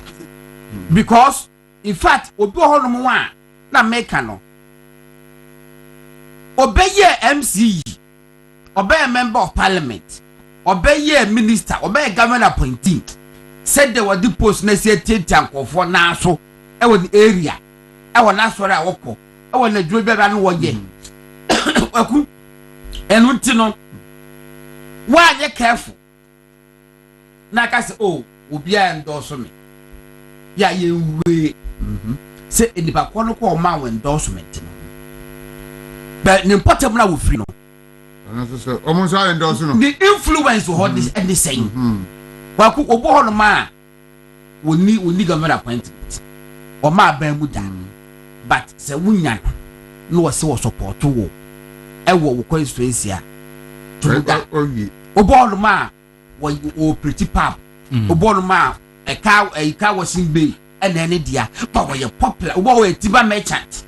Onim endorsement ba bibri we say for is true ebini mo hono mo na madwene so mo yes and Dr. Bawumia ba mu a omo de agipos nti na opposition aba no on say fe di nipa bi edo mo nsuban edi nipa bi edo mo suban edi nti no ye me de last time say me catch you say me hwe vote Dr. Bawumia nyae in the super delegate election am hwe no nyae in the main one na madwene me say Cobra for na wo Dr. Bawumia camp no do so pa na had the 90%. I had the 100%. Said Dr. Bawumia di akiri and na wensi fuma nye dwuma den a anka akodi ni dokno kwa and Dr. Bawumia na minimu no minim se ne yekoso nyina no nya de be ma wagyan de dwuma yi ye dwuma Kwaku me say one more no so monte lo taba mi anken se me catch be frame yeah se o so mate yeah se aba ho eno ko fa be hia enra chi kwesi ade anwumre me say nya report from about 5 constituencies e wo Greater Accra se lo taba mi aba ho yeah eno mo di nkom and me say ne ma we ho enti obey adwuma Jamaica ne say mo obi ntwen say it's a campaign no would ye nie ansa ya adwuma no mo am ho ahi tie mo am ho ahi so mu ni mo ho and say adaro mami so me I don't put it tio ye ho ahi oh da bibia say ye dey tie ye hu obi ahi mami kire me bo ana o to bo salafwe bono tio mami wie mi statement wie wa wo ahi no unim so ho ahi nti ye tito nyama yi da bi gina kire me ya mi assemblyman campaign no me ne me campaign nipa mi yunu na ye campaign no na ye kwa ni du se ye kofie mu a o se fie de me di wachi wura ho a wan go tukura wunya wagina kire ho na me makwa akwa ye me campaign ni maba enti wo susu unim ba bi a ho ahi okay wo susu a wudi Dr. Bawumia a unim ba bi a ho ahi gina kire primaries no before campaign be koso kese pa no me di eche me ekoye small research bi kakra na mebo yama saman because say honorable Clement Wilkins ye opinion nti me share that on the top example ama saman ye di 4 days as say ne Kwaku first one ye koye me aya mabi MC ya mabi Wilkins na mabi etimi ja holomo ani ni pe bia ba me ho tele adu man fa Wilkins na ka ho dia e benjire wo ese man baby na me se ni afra ka ho sese na so obi nkasa mo ma fortunately no ha na de ka twam and wo frame se member enti wa nyina ba bia ye di ko no bo ko de nim ana me ko holomo o ka che me se Wilkins asana me o ka che me se de sa constituency the mo si a che no tension no high Dr. Bawumia campaign and ye wo ba se pe enema betima sisi won pese wono enti obeba na campaign no akwakwa ebasa enti se constituency chairman and then the penny for so maje so abeti so no mo ye dia o wo ba ho enti wo die ye nkwa ho anu die wia obepe be kwasa ne akotena no me refreshment kakra 4 days wan si ho na bi ho adu ya be ka chem se mo ma wo kenze kan na ma ye ba ho so what is eti Kwaku eye ntokwa wom ye wie ye na friend say amasaman constituency presidential primaries no Dr. Bawumia lusu wo ho na it didn't come as a shock to Dr. Bawumia because he knew na maka chenda da said the constituency the city ni eti ho no wa cycle ho e ba ye ampa wo lusu wo ho enu nti no wa ye careful la obetanya endorsement say say but nenema bi wo ase a there's more to it yes so o manipa bi edo maso to form etie be ka to say enra ye ko enya feedback ye da to nanim ye giri so be ye adwuma no Kwaku da mechani say ye te obi fa adwuma nhyɛ yenza but ye be hu e bete no ye de kɔ okay wo so ti ba bi a famba pedimu bi na enko na adwuma na enko so kama all right say unim se wo ho ahi unim se ne one nkrofo bi tenae nkrofo antena yi a unim se egodu even 5 months yi anomamu ye den no ukọ share baby ma omo meyi o manima eko no baby a obekọ any baby amoko e ma obi adwuma a wakọ start no e meye kwa any kasa no well me dey ka ha we no kaka metuma kan say any pastor and say uye bibi tia obi na so ma ne bufu ya won so sha sesa say de be ya nyei o kasa kire na ana friends so me ko betimi enya mo didi look enipa ni bi ono ma o matirimo din o bode yen ko no ne problem eno na problem din say matirimo din ne din say nipa o ka bi beti onipa no sai nipa no konkro fo bi tia on benya akoma pakra de ti wo mo din me ndresi akwa na mishia ne gate na no a ohun se ne ho pem kura wantimi ankasa me ho no ono de me twen da wo be frɛ me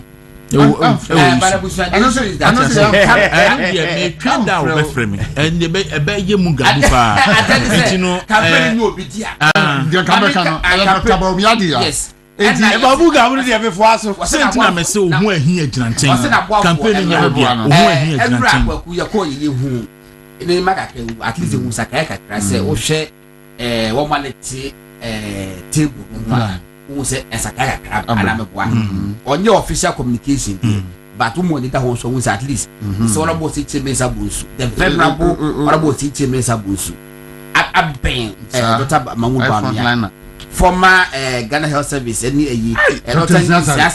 one also I've been Amprechum, but I didn't know Sam Prechum, and so what that but is Amprechum so no one of our meditating and come near the idea would have fit he's really come home man one also it's no young shake a character and Emma would take shape what I will find this level and now Nimuna I say be question media could that was always question and Nimuna America media make me see why we so who he know what we are no kind of sa obi abaka be wunya that go on now the no more he knows so munim share amuni you only song ha what you tomorrow say amuni media and central for antena yi ma sa wo be coordinating central for because only secretary and wouldn't say one central for the one one tray kakra bi pe na ye wonamfofo a na woni omo ebo enti wo ho ahikura enti no enima bi eso bi ye bamba mi akra ha na wanye ema ho de obekọ akoko neti ma bi na yi a obetumi akoko omuso munim se obi so ho ahi I was say omudo munim se obi so ho ahi amuso munim ena mane kwa kire ena fosam no enti omunyi omu kwa kire me kan say ndi ye ka 1 year nsɛmtwerɛfoɔ ɛba politics ɛba election a wontumi nyi nsɛmtwerɛfoɔ mfirim enti sɛ wodi obi kɔto nsɛmtwerɛfoɔ ano na wodi nsɛmtwerɛfoɔ hwam a wo campaign wo bu ne na ba akɔ afiri hɔ no yo na saafoɔ no sɛ wo ma doctor nti ya ɛnkyɛ yɛbɛma doctor hu saafoɔ no but serious say yes because the latter days kɔto nsɛmtwerɛfoɔ ano a na akɔyɛ nneɛma basaa na ma wo ma di yaw na nsɛmtwerɛfoɔ a ɔmayɛ adwuma de aboa amo ema nsɛmtwerɛfoɔ di yaw no mo sa abanikode mosli no ma san ba ha mo ntimemba woni akufo ado tam ya diska ma se mo fa nsɛmtwerɛfoɔ na mo mo di no akufo ado aban ho ye mo sa ba Dr. Bawumia ho bio mo a mo ma akufo ado aban ho ye ahi ɛyɛ nsɛmtwerɛfoɔ ahi no akufo ado aban mo ma akufo ado aban ho ye nsɛmtwerɛfoɔ ahi no mo mma Bawumia ho ɛma Bawumia so mo ma ye nsɛmtwerɛfoɔ ahi ye ka kyerɛ mo ye all of a sudden grow ma popia na ma se be for conference no to ni me go don kan ho hwe say only secretary must be so moon design the plan me da ma se be MPP media conference eti na da se bre no still okay abusia adan bi aye krado APP ewo APC Junction say APC de poku aso baby on na almost say a luxury titled 6-bedroom prime apartment ewo Franco Estate no ewo APC Estate ewo Kwabenya Road no eso nti ni so bibia o kanea ho insuo ho enkrata ye crowd na we dey titled because most of the estate no obekwa koto land no unya title document then channel de be ma but we dey title eda home na eye luxury e kase luxurious a say ade a adan ni bi na bede kire we utum sampa ekoyi ankasa tu kwa living room no obehu se ba emienu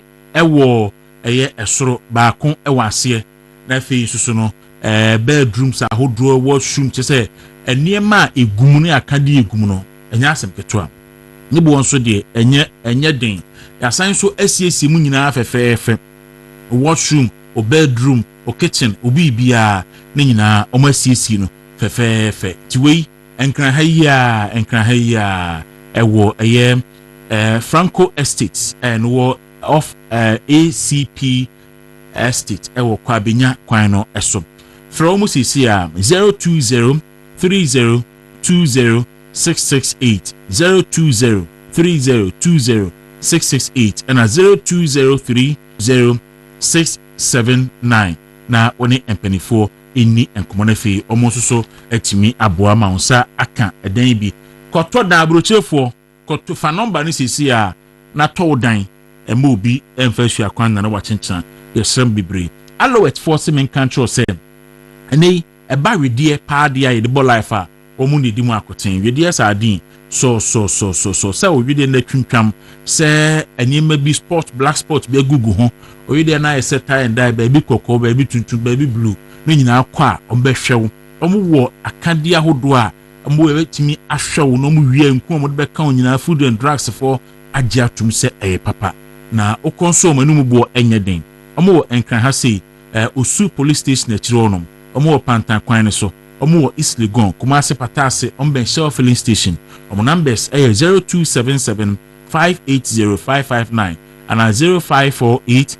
539 351 na oni omu edi enkomo enche mene kapo ebedi nkoma ba na fi matoa edatonde eso high sense for say eba electrical appliance say a television refrigerator anase chest freezer anase air condition anase TV set ana gas cooker washing machine smartphone sound system water dispensers microwave rice cookers any bibia de omo na ewo ne papa a omo ton ane bo enye den na ne mama ni gi omo say omo won krobata Ghana nyina tema Kumase Takrade Takwa Mankasim Oboasi Sunyan Kofodua Hohwe Hu Tachiman Takrade Bebia ne tamale into from wa oni omadi nkomo enkrade oma pe amato apansa mankran nyina okọ social media so say Instagram say ene X YouTube bia no high sense na wapomachi kwan my number is 0302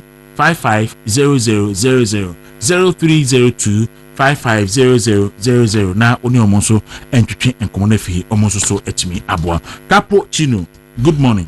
Good morning, Deru. Bokodie. Twede ampoda roma de na chen bia kama. Na nyankopon ase. Yenso ye hu ye papa. Midima for Herbal Hospital anopay. Ene na mo man. Deru me da se mame fanchi amfa mfiri midima for Herbal Hospital Dr. Time da so da no mfama wa wo hwe ene wa wutie na nopay se midima for Herbal Hospital Dr. Time da so ena ye ne wahia nopay ene edi enkomo no.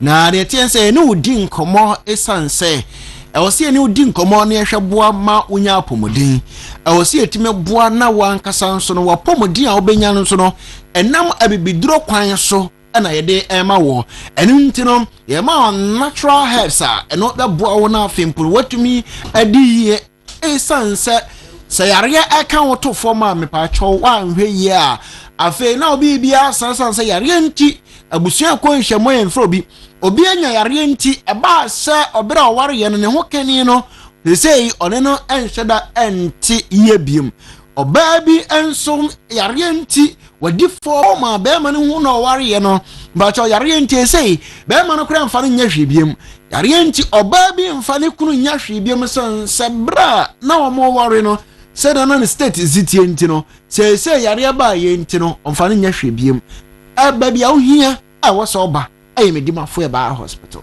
na me no kan say yana me kan kire say ene ebnada na ne bnan doctor Chinase Kumasi ebu akwanhye Pokuase Mayira nso doctor san kaya aka Chinase wo Pokuase Mayira anu ntia no pa bia otime nka bia faka na bra Pokuase Mayira o Eastern region, Central region, Volta region, Greater Accra and awa medima for Herbal Hospital and abafaka na wa esanse doctor de brana de ye adwuma na ode bra to yare nso to ase de ama o amwo se amagane amagahia na ode asoso ama me esanse ho ana abo se you ampa ye wa aduro ne ye wa aduro medima for Herbal Hospital ma me papa me nua be ma a otime yare be na aka wato fom be ma bi se hania na wo me so enu nti hania na me de china me pa cho me nya no aduro Baby abenya no aduro ye medima for Herbal Hospital na emume se aya bibiduro kan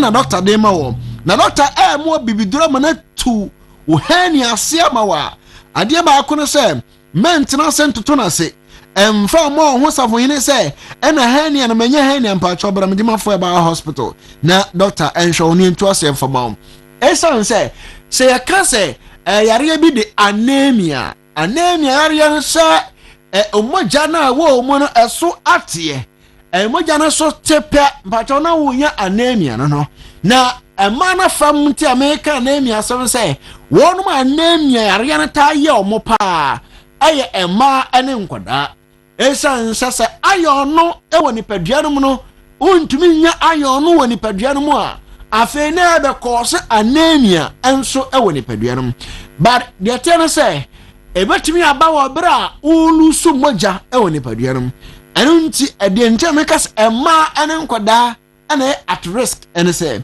ɔbaa bi asa bosome so na mogya no flow bebree a mogya no ɛkɔ bebree a mpaakyɛw woyɛ at risk sɛ wobɛtumi nya anya anemia yareɛ no bi ɛno nti ɛna ya na ɛyɛ mmaa ɛne nkwadaa ne tanya ɛsiane sɛ nkwadaa no deɛ ayɔ na wɔn mu nyama ntumi mmoa ɛma mogya no ɛma ne nti no na ɔnom anya anemia mmaa no nso deɛ ɛberɛ a ɔbu nsa ɔyɛ ɔmensos no mogya no ba bebree pɛ na afei ɛso te wɔ nipadua no na ɔba bɛnya anemia yareɛ no bi na obi a fibroid oba a fibroid nso a anemia no nso no me ba cha oyɛ at risk so betimi anya anemia bra me dimafo ba hospital na yamo na entutu kama pa esa nse anemia yare no e wo se otadidi ye e wo se onya balanced diet e wo se onya aduane e betimi aboa ma wo mogya no nso e de atumi akosoro na aboa wo barsa wo fibroid a oba ampa cha wo fibroid ne sense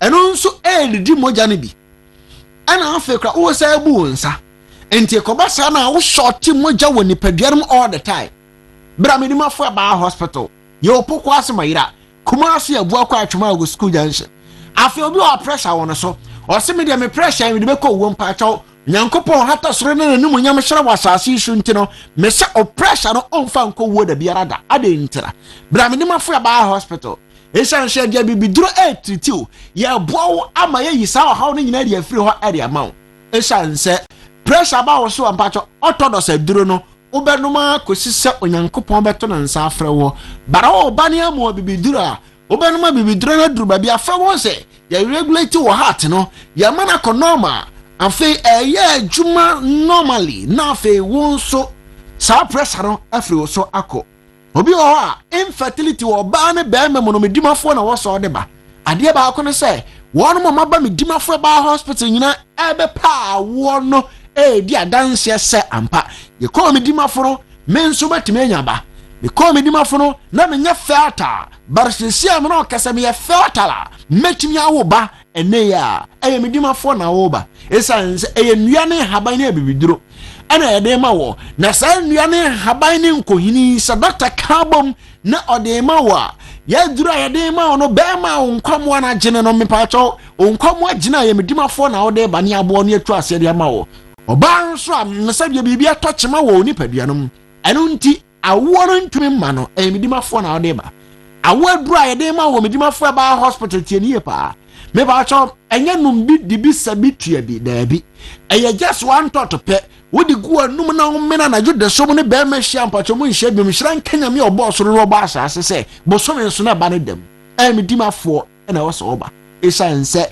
amanfo do na enso anya ba wo betimi anya eba no ebi koko yare ya ade a mpacho hani padia na all the time ha ma ne mema nyina koko yare no ha ma ne mema nyina koko nti obi tumi posa na ni saa na nani ayeko saa nsina koko nti obi timi titi na ho saa koko nti obi timi akọ sabio ajanan so a ubonse na afi krampo no ubenu ho krasa won ko ho bi facha me anopai bara wasameka na obi a bachaw for the first time wo dia wate se medimafo ba hospital awo ba bi no to na mo na bra me se o branches mienu pe Kumasi ya bu akwa atwuma gogo school junction ho ye ho ofoka duru so for lie abu akwa atwa so ho afi no akwa atwuma gogo ho ye ho kuma Accra poko asemayira doctors atena sia no pay twa wa me no kasa ise obetu na mo no aba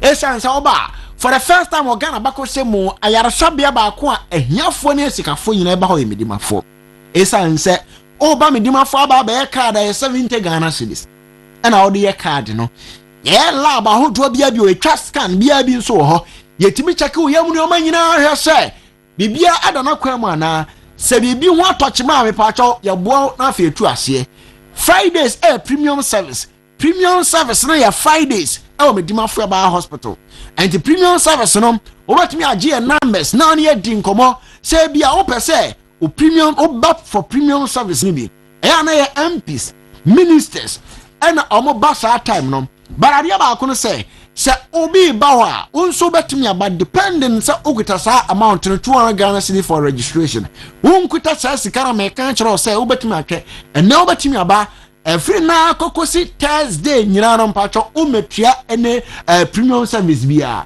me dimafo na wosoba na oba poko asema yira for premium service na every Friday poko asema yira na ya chene say obi biara o ha wo so no me dimafo na wo de ba na afi yahwe na yaboa wo ye numbers no di ahim e television no so na ya chene say oba frɛ na afempo nsoro wagye nkyerɛmo bi a ɔpɛ otibia o amonane na apɛsɛ ne yedi nkomo a medimafo ba hospital edro be na ɔpɛ say prostate enlargement ebia o prostate glands no this enlarge a bra medimafo ba hospital na ade say practicals ahodo a yedi amanfo fam no ebe yɛ onwa o low sperm count bra menstrual disorders bra hepatitis from A to Z fabra afe obi a wani eya na so ya bla mpacho se de city bia onyankopon to menti oho beto na bema o mema efon no ebia na ye infection ahodo ana wanya eno nti ema na efon ana se mpo no wakwakwate brahaisia aya junso moja junso wi na moja ka kredi akire no sa yare ya mpacho so wan hwe no wan triti a afe obema na ema na fon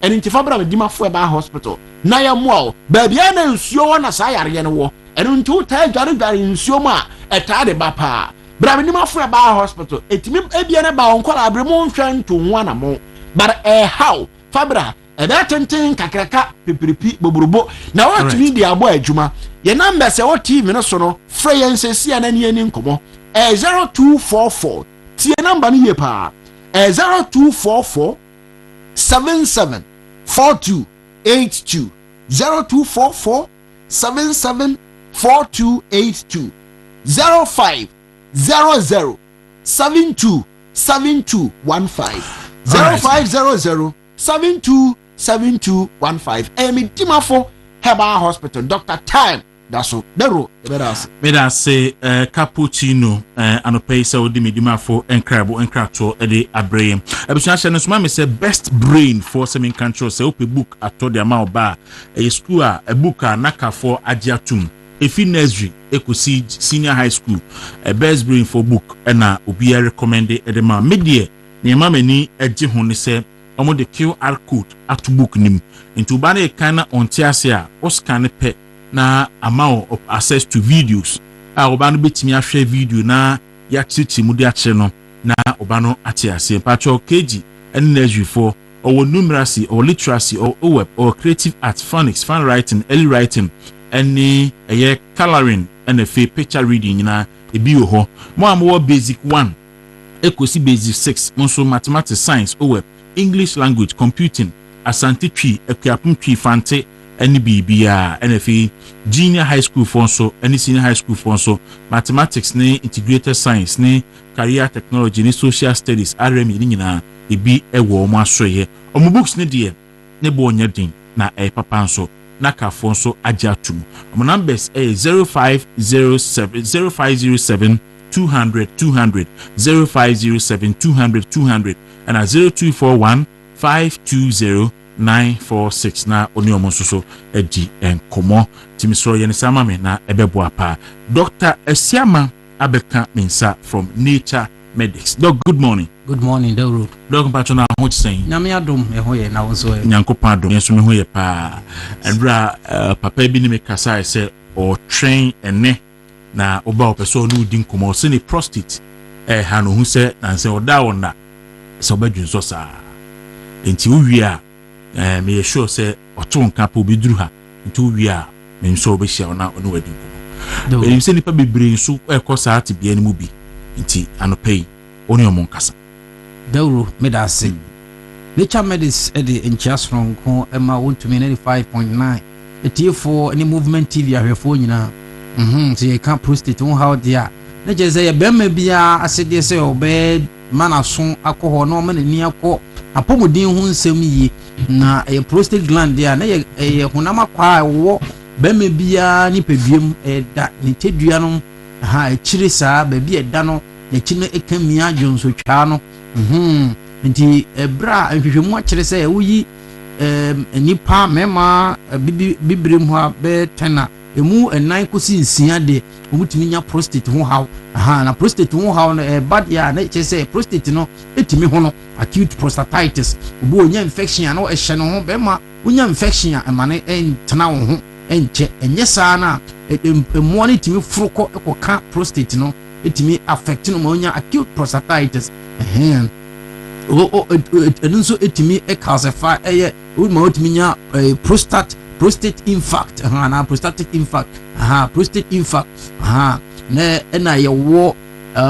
benign prostatic hyperplasia prostate na ho no ayɛ kɛse a ɛnyɛ kokoram ɛna yɛwɔ prostate cancer na bebre na ɛyɛ na yɛ BPH ana benign prostatic hyperplasia badeɛ mana yɛ ahomete ne sɛ wanyɛ ho adwuma ɛtumi ɛkɔ animu na akɔfa ɛhaw foforɔ nso ayɛ dɛ ɛde aba na wonya prostate a deɛ nsɛnkyerɛne na bɛhu sɛ me prostate disorder menya prostate disorders menya prostate disorder ne nyinaa ne sɛ anadwo wo hɔ a wobɛdwo nsɔ ntɛntɛntɛntɛntɛm wobɛdwo nsɔ more than 4 times wobɛsɔre saa nyɛ sɛ woanom nsuo anadwo wobɛdwo nsɔ saa kɔsi sɛ adeɛ bɛkye more than 4 times wowɔ hɔ a wobɛhu sɛ wɔyɛ ase ɛtumi yɛ wɔya wowɔ hɔ no ma dwo nsɔre ka wo a na wanka wo ho a na ɛba bo nso kɔgyina wo sɛ ɔdwo nsɔ a sɛ yɛ dɛn na dwo nsɔ no nsi mae na jiso wɔkyɛm straini ansa na Johnson aba na ne nyinaa mu no bo nse ɔgyina hɔ no ɔdwonso a yɛsua no bo nse ɔdwonso a wotumi shutu na akɔka sili afei bo nse ɔdwonso a poor stream afei bo nse tukuti saa adanse sɛ wɔnyanya prostate ho haw no ebi so wɔn pɛ ho asɛm anka ɛbo sa ahyase na ɛkɔ anim ebiduru mmerɛ bi no wotumi nya urine retention Johnson no afei deɛ prostate no aka durubɛn na adwonso no famu no ɛba no amia koraa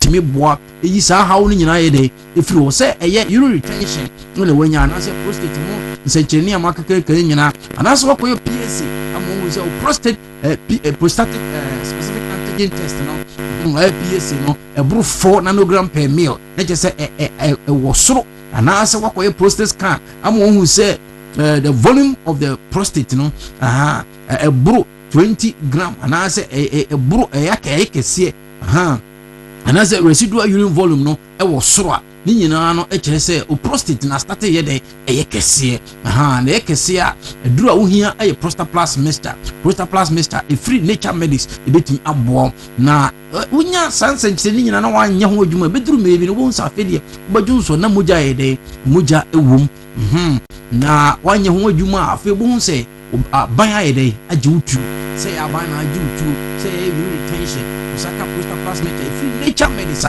ɛbɛtumi aboɔ ɛyi ne nyinaa ɛfiri hɔnom ama apɔmuden no ɛho nsɛm no ɛtumi ɛsipi ama sɛ ɛdwu nso mu yareɛ woɔ sɛ wɔbɛdwu nso a mete ya wo ayaseɛ meya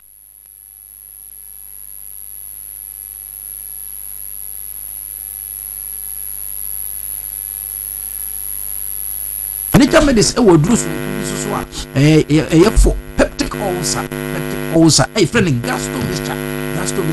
gastomixture ɛfiri nature medics ɛboɔ ɛyi peptic ulcer ɛfiri hɔ no ma obi wɔ sɛ omi ulcer ne wɔ me so ulcer nyɛ chronic ɛyɛ adeɛ ɛba a wotriti a na ɛkɔ sɛ ɛyɛ H pylori Helicobacter pylori na de baayɛ anaasɛ o lifestyle na de baayɛ sɛ bi a wankasa no pensa ana onom sa wo pɛ didie wotaa yɛ intermittent fasting wotaa smoky enema wodi aduane ano wo hye akɔworo minimu no wo yemu a anaasɛ wo abuse NSAIDs ana steroidal anti-inflammatory drugs sɛ para ne de keka ho painkillers no wano no mama wo yemu twakura wo saka nature medicine duro a friend gastomixture betinye yi peptic ulcer na free ho no mama wa unya sa sinkyerene a bebbo so yi sɛ kyerɛ sɛ wo peptic ulcer wo bo hyehyew wo yam ɛyɛ wo ya wo epigastric pain yesa wo mfim pade ba bi ekehia no emu no ye wo ya akopie wachi wo private a ho moja wom moja na ani ayetum no anaase wo tinteso ho moja wom no ni nyina aye senkyere ne kyese wonya peptic ulcer na wonya peptic ulcer so dia wo second gastrostomy free nature medicine betimi eyi ni nyina free ho no mama titimi dwan wa adwane to ye mu na bibi ya yo ni nyina wo so wa ye test ya ka kire so wo peptic ulcer entena ho ema peptic ulcer en boni uyemu ntokuro emma ho enkyero enkofa ha foforo nyede emrew ma wonsanka gastrostomy adanse ya eba na no odin wonsaka bia ebetinya yede abo bowura ba bia omema ba bia ton aduro bia na kache obia se ope gastrostomy free nature medicine betinya bo amo apomodin ho nsem no so etimi akoyi edi amount na aduro so nkonso so a nature medicine dia bedwa so eye Mesoplasmista eye ma aduro a wohwe na hosu si de sitie na efe pa obabi o so onye bi hye ne handbag mu na ni nyina no se o menses no etwetwe sisi emaye first na ba sem atia ve de aduro 2 hypomenorrhea bu sport bo hebo se clot bebre wom e banso wa yase wio dysmenorrhea wa yase wio pa obi abeto nka se akosua ne time na so ma unsanka mesoplasmista free nature medicine obu hono ma wo menopause by force onyini onyan cross 40 kranzo na ne menses na teko secondary amenorrhea unsa eka mesoplasmista free nature medicine ebetimi aboa wo yie pa se eye ode poa nsuo na tenefa ahimfi hono ma ni kwanse fa hono ma unsanka mesoplasmista mpacho umfa hohoro ubennom unoma ebetimi yi nyina free hono ama pomodin ho sem na yede etimi akoyi e dia ma se moje timi tu ama ne broso ama onya anemia ama onisu nyina ye otum ohwe na okoteato akofa awaba ma unsanka mesoplasmista free nature medicine se ye menses ho sem de unsa ekane nature medicine duru friend mesoplasmista ebetimi abo ayi nyina afiri hono mama o menses no ho sem nyina akoyi etimi dia ma nti nura mabobo so a free nature medicine eye mesoplasmista prostaplasmista eye gastrostomy ubowura omam ha ba bia to aduro bia na so pedro bia unsa ebetimi aka nanso wo bia meboso ya bowura ba bia mebo edin ura ha unsa betimi aka bi so man kesim ene ne mpotema bowura Jeff Heber o man kesim BC pharmacy o Cape Coast Repairs Ventures o Kaishi Drug Lane Christ is the answer o Takrade Kolinak Heber e Kumasi Nanabuache Heber Tema Community 1 Ekus Pharmacy wa Shaima Dependable Heber e Kaswa Beno Pharmacy e Kufuridua Dimas Heber e Amasamai ene stadium Olympic Stadium edi hwe ni muntu wa Amasamai ne potemo Bowura Dimas Heber on sabeka nature medicine nro ni nyina gastrostomy mesoplasmista prostaplasmista tenated Heber ukọ Medina ukọ tenated Heber on sabeka me Ras Pharmacy e Dome Crossing VK Heber okwabenya House of Drugs e La Paz da Command Station Tribe of Judah o Kaswa Old Market Widama Pharmacy wa Shama Lebanon Nyamiadom Heber e Pokuwase Festus inti ope baby obenya gastrostomy prostaplasmista mesoplasmista baby amabosu nyina won sabetimi akam na open bebre tunso obetimi apusu ahoman na wafre na baby a obi ya supply obetimi afre number 0248 778 0248 778 899 Mrs. Ubiem 0248 778 899 nature medicine dia na gastrostomy mesoplasmista prostaplasmista Dawuro medase doc menso medase pato hundase bre na ewanim ho na fe one wo eni se enkomo na watimi aboa eni panaman medase pa tebusha Dr. Siama na mate nenka no wonsoso wo hawo bia obetimi afre no na ososo hawo bia wo bia no watimi aboa pato Dr. dase bre wo the next office nti honi mame na oni ni nkomo ebusha misrawo we also Exodus Moringa capsule sa no pay me ma so nte se eba Exodus enura owo dandelion na owo moringa na eyedura onam abefo kwan so aye a chesna ho ode no ewo soro na unya bi eno mo a eboa ema wote apo otumi se nema ekoyie papa sanso na omode Exodus for you moringa ne dandelion breakfast e dia ba we breakfast a obi a nso nya bi dia eno so eboa ma waduane enye waduru enye waduane enduro yi nyina food and drugs for ahwehwemu age atum se eye na eye duru a wonyare ansa na wanom sanse moringa ne dandelion de ade a esi di ne da bia nso ebrenti mafa be for kwan so aye ne duru a obi a bitimi anom bi esro mo number 0544 447033 0544 447033 na oniomo enkasa na fa lady clean se anopei memo aso ente se woye oba na opese woye oba sema se wa himfi ho ete wan enye se fi nkaboni bi ebeba ho na otenase na fi nsuo bi egugu na beba himfi na ne ho ayefita ne sane manema ni nyina emwa wahwe yepe da bia be kaso na ebe efu bi na eyo be ma bia ba obekọ chance ni man koyi se unya nafa lady clinic bi na odi sisi ohu a ma oye oba asema ma osan esi udada mu biem eye virgin kra ba bia yeto aduro bia akwa ana cosmetic shop bia also pe nafa lady clean moye clean pepepe patronic royal pharmacy e okwashima traffic light off odoko na eye pharmacy any cosmetic shop bia eben obia. My numbers is 053 1156 556 and 0240 982592 na oni omonso edi enkomo na omaboa ansase ewo klagon ewo spintes ahimfie no achi ho na ansase no ensase a efo na mansubia enye ho tie kanfo de amount se ubitimi akotubi abrosan so wo honomo a ebi wo honomo a omunwie a egumbebere no so bitimi enya bi ato antimi srawo obi a wani je ho se obe only property e wo sampotem ho a fresa number si 024 668 3597 024 668 3597 na oniomo eni enkomokai se e wo klagon ahimfie no achi e wo spintes onya dan ho no ma ebebo apa tabia fo se menkai mu nyina se enne a ye kasei wanumoto na wontimi ndidi a honamre ekanwa wonyare nso wonte apo na asawati agu so tabia heba mesha eno ni eduru a yede habamma yede inubra ene yede aye na yede tu atiri di ase na malaria so yede tu ase enti obi afie bia hia tabia heba mesha na eboa pa e boost immune system no na mo gina nan so afi tabia ta kum eno so ye memeduru be ma ho odin kofam wo mpam na wontimi enwo so yire a ohia tabia ta kum yede runku bi efe no turmeric honey ene yede aye yede flaxseed black pepper ginseng yede ginger yede aka ho e ma be ma wo san gina nan so biem be bi eto aduru bi akwa benya bi dodo pa betu akoton de 0243 68 68 61 and 0245 74 9206 kai se tabia ndro de food and drugs for aje atumse eye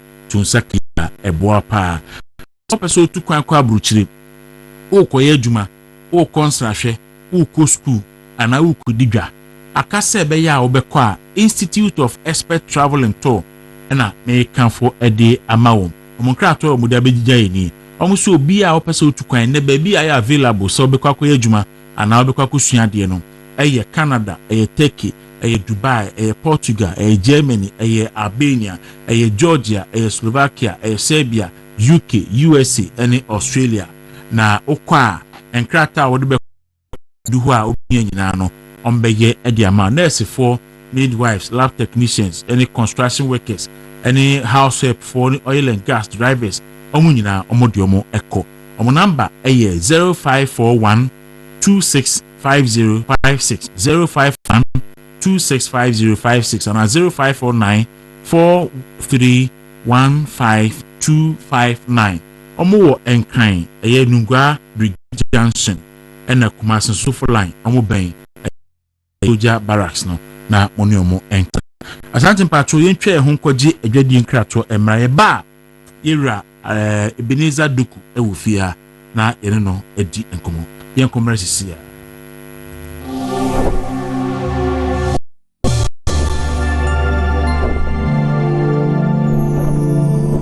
obi otia also for the first time in the history of Ghana, Obi Ebin Sida, you will lose 1 million votes. Ya bunifum from Asamba ya sabunifum from NDC for say John Dramani Mahama, even though Obeko 110, he's our best bet. Yet the best hand number. And then Dr. Mahmoud Bawumia, Obi, you are saying, say, ye sin chain. And in your quest to say, see, Dr. Mahmoud Bawumia sin chain, o Kasase, or ye cremuni, and a Christopher, and Toba, and Macremuni. Or rest of an amwa. A ye better, say Ghana for will vote for a Muslim. I don't know the unity and the progress and development of Ghana. Ejana kumaso than Obia, onye Christian. Ono a wonya onkwa asore ono so onsum kremu na ono de empire pemu edeba me pacho kobisa sisi amafo kobisa obi nim kobisa reverend obofo nom kobisa asofo ekwan a ono abokana Japan a wudi nachi no nanum nsam ede omo fa so and obi nim asore no almost dead egu sisi amafo wo hia na na obisa na asore asempe na wo su because of ono abokana Japan ti ba wo say onipa waka ni pen sa wo ba obegu nsore no wo wani gine ho ofo se ono eye obi a ono aka se Kristosum ye nkwase asem sebe ono wani gine ho ofo se oye better than Muslim Dr. Mahmoud Bawumia oye obi a ehon brase eni asumdwe adware no na oni nipa nyina tena yie na oni nipa nyina tena e asumdwe kwan so obi ani ho a obetumi aka se Mahmoud Bawumia waye bibi e de atia Kristosum o magana mu. In fact, one of the reasons enti ankramofo kura anto abama Dr. Mahmoud Bawumia no say omo se okwa asoro dodo omo se oni a Kristofo eton sa didi dodo omo se afedi wakwa madum chei edne kata so akata no so dodo eye reason a ni nuanom ankramofo bi amfa anto abamfa man because omo ni se okwa oni a Kristofo a eye tala dodo. Professor Dr. Stephen Amwa edie na asie work of trade minister as deputy minister, work of finance minister as deputy minister. Why you adwuma o maslo? Enti wo call ye nia hu ye nyina. Ene wan kasankasa PhD a wo ye enimdi a wanyi. Enti na obetimi dia ye campaign e dia ma ona boka na Japan a ene nia wo ye. Me pa go back to your notes. Go back to your drawing board. Go and revise and come back.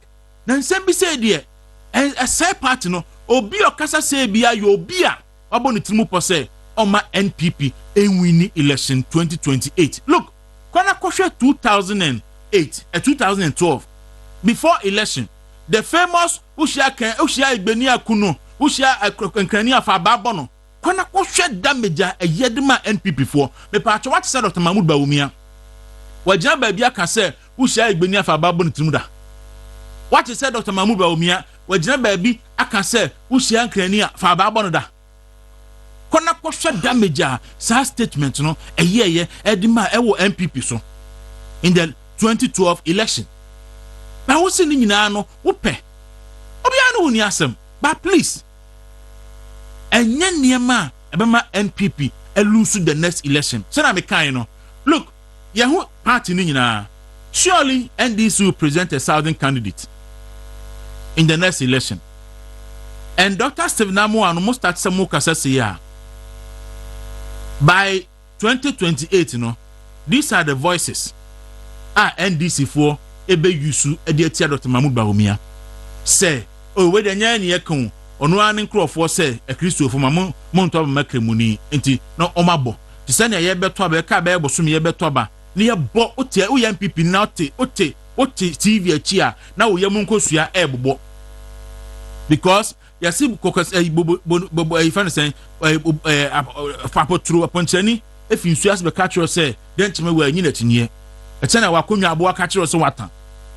And please, yes, Ramo, a politics of ideas, a politics of ideas.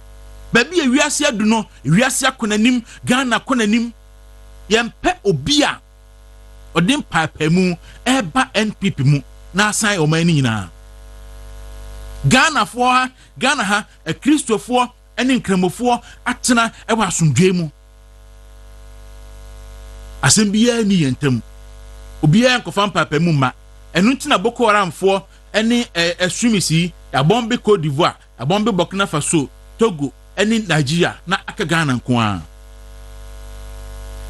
babia he ni ho no obi anfa hehe ni ho wo candidate also penasem a obi nso won de a oso penasem yesre mo se wo di say ba na obi nso sha ase se ono nso kire ne nti a ense se o candidate ni eto abma na e ma bonfu because ebi na me ka kire no pay ya nya obi a wata national television so attracting say so ye president a anko begu nso le Ghana nyina enti se wo ye Kristo ni na wotemenka na obi ese onkwa asore na oba obegu asore na obi nso ye kremuni na ose ono de oba ono betena no pacho hwan na se otop man hwan na betimi ama asundwei abo my Ghana mu hwan ya ana Dr. Sivina mo so onya aware of sani meya na ana si ya shada si ehu say election day ni mu ye win ntie na Batman ye same way nti yen same say ya enubere beto aba no na NPP elusu na ya san be ka say Mahmoud Bawumia na NPP elusu. Is that the idea, the mentality behind it ana? Is that what they want to do? Say who say o said the adu die enye yie nti no yen ka say yen same na ensam Bawumia elusu biem. Look, when I look at Article 471F of the NPP Constitution, a kasam papa mu any segregation, ni discrimination, ni any factionalism no. E kan wasem. It has no place in the NPP Constitution. It has no place in the Ghanaian Constitution. Ghana Constitution, no, I can say, don't ever divide this nation among among religious lines, among ethnic lines, and all, whatever. What have you? In Chadintina, Sabria ni bua bay, afeni yedi ye chia back to the Stone Age. Na ye tribalism and religion politics. Please, yes, Ramo. We dear Arabraka, Honorable Stephen Amwa, Sabra Beam,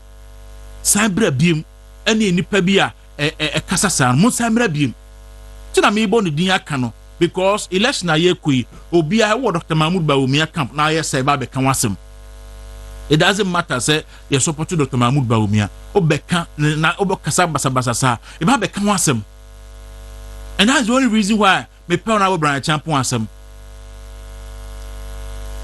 Obe kasasa o Dr. Editum o Dr. Bawumia camp na kasabasa e ba be kan wasem very unfortunate, and I think that the leadership of the New Patriotic Party excel condemn sa de way because kan Article 471F na eka se obi a odi sam papa mu no eba no party no kra entwe na so ibetimi afan ibetimi suspend ibetimi po apamo de free party no so we dey sam papa mu no e dey ba party no kona kan PP constitution yi enti yasramo campaign a ekoi e honte na no onabu kana Japan we share MMDCEs e wa Ashanti region ohia mu wie ya e won kran ha sei onabu na champion so onom ko hia mu ko camp meeting omo afiri ho anope ma se ne ombe shia Dr. Mahmoud Bawumia enso so ene e wo enkran ho se we baby obeshi ombia no oni omo susu behia obia wo liberty so ya MPP ni nko ade se the mesia akasa afa ho se the mesia react bia no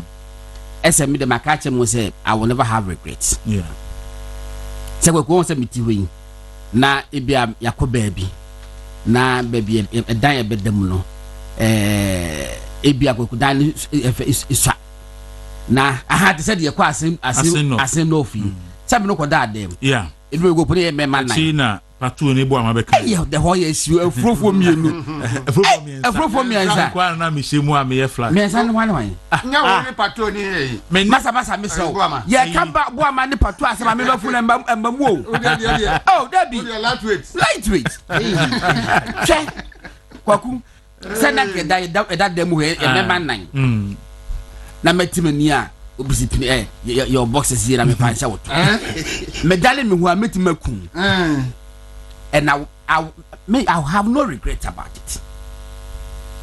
Medali me hu a metimakun I have no regret about it.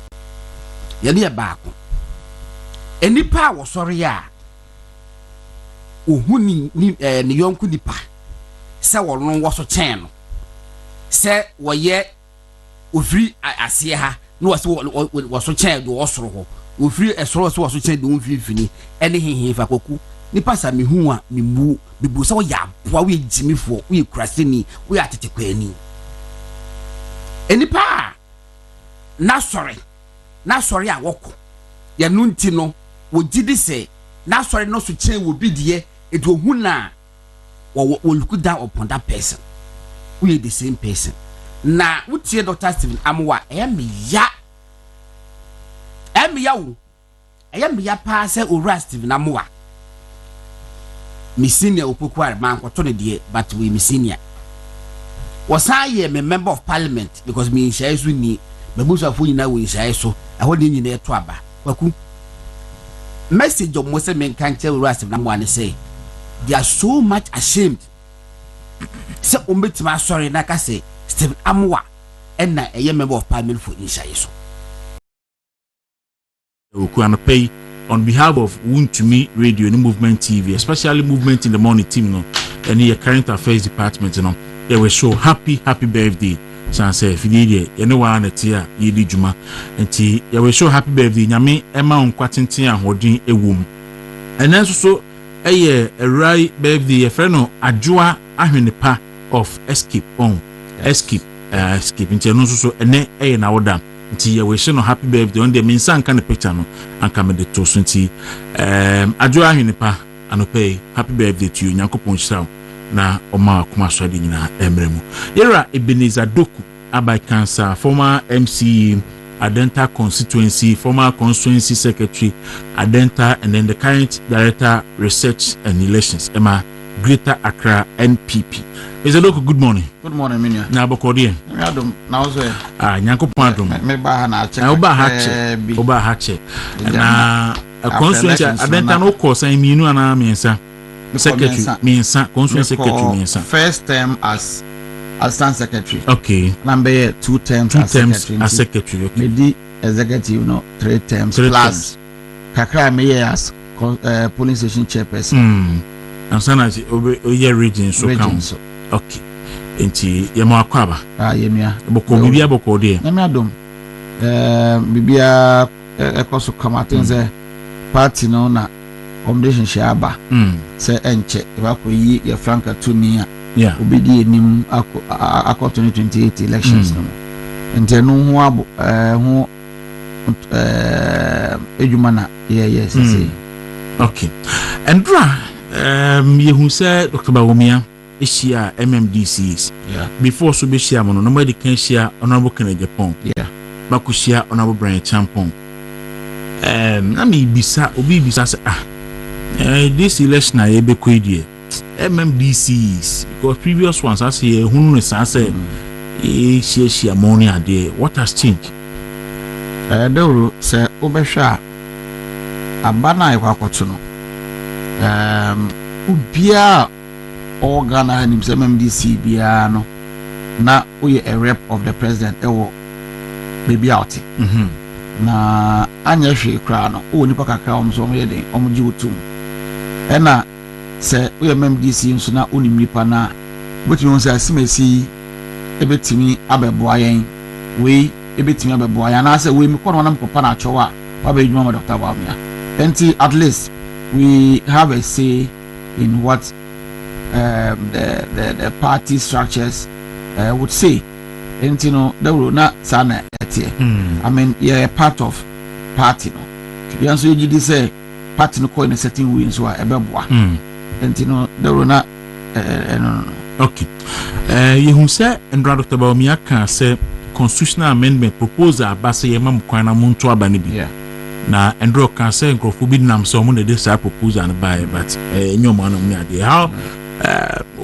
say yeba mkwana matu abane bi no so hu ni say what I think say no kwan so because we share old way no ma na in some areas na ye waban wa ministers are omo ye card bearer members eto aba na say ministers to aba MMDC so as appointees no na se fata mo aban mu kran so amuntu bi near to be oh sir maybe then I don't think say it's fair. No, it's not. It wasn't fair at all. And you know, once the party is now putting that up, no, now we are buying NMC ni na o mansin bi na abato ba na untimi kan bia na ensem fata. And I think the party is doing the right thing. Na eno ba so no so na so the urge to be able to participate in the governance process of the party. I mean, before this, Nanka, we better say, well se me ka ho de na me kopem baby atena but once I ka ho no de e se otimi make sure say de eyema party no otimi ka and that is why we are up and speaking now. Okay. Minim say Dr. Bawumia yesemo forum bia ndra wokasa mo mo e beduru home but before that only ye nin komo kakra meeting honorable Kenneth Japan, meeting Brian Champon and meeting Bawumia. It is a bisa MC for my hot cake. Dawuro, I think say be 3 weeks ni. Ana Dr. Brian Kaso peso o share. Okay. 3 weeks ago. Na dempo yen ye ka say ye kodwen ye nsem bi ho. Ana o si o once I ye dwuma ma ban na ye pe bi akoye ye meet and as a governor or no be host yen. Okay. Na wa fa so na ye di nkom. Okay, na more MCs na mpesa mo di share di mo ho. Na ye ko di ye ho nkom. Okay. Ana so be host yen. Okay. Na nyame adom no ba so. Okay. And no, but before that no na ye ho preparations towards that meeting na yet say honorable council be sharing. The last week Thursday be share no e won in office or is the on. Okay. Na ye ni wie no ana ye call ye scheduled meeting no. Okay. E wo Kwaku. And you know ye wie meeting on Saturday, Sunday Dr. Brian any ye share. Okay. I mean makana video bebre so. That was the first time listening to Dr. Brian. Okay, so we meeting no Saturday. And no be share mo Sunday morning. Okay. Nti ne ekasa ewie. Na okasa yi, I mean he spoke very well, very nice guy. I mean fantastic delivery. The way my party no catch yen. Enye obi a na eya de my party na oka. Nipa no we nya akwanya nka nche ma wo. Nti no ye tie na asem ma ye ne twitwa pictures kama the no person didn't have one-on-one and it ended there by mra but abamia so any HCI ma on ye tie na asem na ye tie nsem wi no Dawuro na ye gidie ne say Dr. Bamia kasa no kan no ene de ye nyina ye nim Dawuro enya ne ko abato no in 2024 ana nim de na ho de on the shame na ejuma pa oyema party no na yedwe hu the full say Dr. Bawumia eto aso the candidate of the party na the flag bearer of the party na beboa until we declared nra we after say mo share omo mi ensan nyina yes I mean say ebi ka ho but so far me ensan me share and omo nyina so no mo kasai and amuti omo nyina wie no mo fro say mo be declare support for Bawumia sanity yet say mo si honorable Kenneth Japan mo declare support ma honorable Kenneth Japan nra sa question ni e bai na me bisa journalist ne say ne won say gina camera ni ene Ghana for e kasa etitin na MPP for na on that no won say yes ana ya anya sa so we did not declare ye wie no na omo social media team no and the back to also say 256 MMDCEs declare for Ken, but that wasn't the case. Okay. Yeah. Okay. Nti mo declare for Ken. There be. Moko honorable Brian Honso mo anya sa. There be. Ade na man baba Bawumia ho mo be yesa ho obi na share mo ana mo ana mo fi mo pro. Some dem tikra na yi. Eyo was from because me ameti dem. Hwe ma body fita. Na minti nim papa from Boniana. And how do you say is there? Obi na share obi echi. I mean there's some of the MMDCs are over 60 years. Me ameti ekra na yeah the young ones among them. Yeah 50 ne there. Maybe 8 na so omutwa. So why do you think obi na share echi? Why? Yes, ya hwepo mo. So I know you. They say those days na am say ya hwepo. Ya hwepo. Na say ya waban. One bit my hwepo. You see, I say just a narrative no. Say obi ta obi echi a na de obi na e hye no. I mean na the omo to abama other candidates obi na hye omo echi. Unkum me other groups now some ta other candidates na echi no. Obi na hye omo echi. Why is it that say obi person kasa me support Dr. Bawumia and then obi na eternity? Or na obi na share? It's not possible. It's not possible. Mo na mo free mo pem. Yeah, pem. Me no ka say. The forum for former MMDCEs. You were a platform you also. Mo kan mo de tudwa say mo ye 220 and so for raise questions wo ho. Say mo boa. Na mo ye nipa be ye say 15 bi say ipe na mo kasa in the name of all MMDCs, which is very wrong. Nti mo number no saying now what do you have to prove say number money? Yes. Ghana you 261 MMDs assemblies. Yes. At any point in time no you 261. Yes. In the course of 2021-2024 period no 2021 2024. Okay. President Nana Akufo-Addo e be free mu. Yes. E dey be buy. Yes. Minimum cra at a point there was 24 e buy. Yes. We cut to 285. Some time back, a bisu free maybe buy within the course of the period 2022, 2023, bisu free mo. Enti yen na number no. We are numbering about 300. Dawuro. Na 300 na 220 say yeta Dr. Bawumia say the can say doors. Yes. Enti no say utie nkum. Me nua nkum ne de o maka na. No me press conference. Omo de no me no. No me nipa. Endram se me hwe video no be omo ye be 7 and I be say. Somebody be 10 or 11. Okay. When I'm calling press conference say this is the now they do not agree with us. Of course. Dawuro. Ade aye no ye we platform. Ye nyina ye di ye ho nkomo. Na ye kɔ no akoya ade no se na won ka ho. Enti ye kɔ ade na ese ye bo amane. O ka ho anka mbe frɛ no. Ke be frɛ no. Anapɛ no o ka wo mo sister station say ebi mu within the group eni baby ogina. No be say if na ogina ntimi nka. Na what take size that na ntimi nka. And I mean what is it? What do you have to say about Tomo can say maybe a party in Ginano? Maybe say MPs, former MMDCEs, party in for and Sesame take side so that unity beat me about. Okay, oh yeah, no saying. Oh, Dawuro. Me hunu sa. Agona ye di no. I say yetimi che. Ekwan. Of course, enyo hye. Ye koi ye ne constituents Kwaku di nkomo. Ni asre omo. Na mo hu die nti a ese ye Dr. Bawumia. Ontimi nkonko hye obi police station chairman say babedi mechi da bi ekasa there ekasa nanti ne yekɔ ne mako kasa ama ya church of die nti ese omdi Dr. Bawumia echi na ya hwe on the 31st of January 2026 no nyame adoma ya de franka tu no asan hye Dr. Bawumia nsa ma we lead into 2028 elections no Dawuro ye were a candidate ayakɔ election a or 41-42% dada.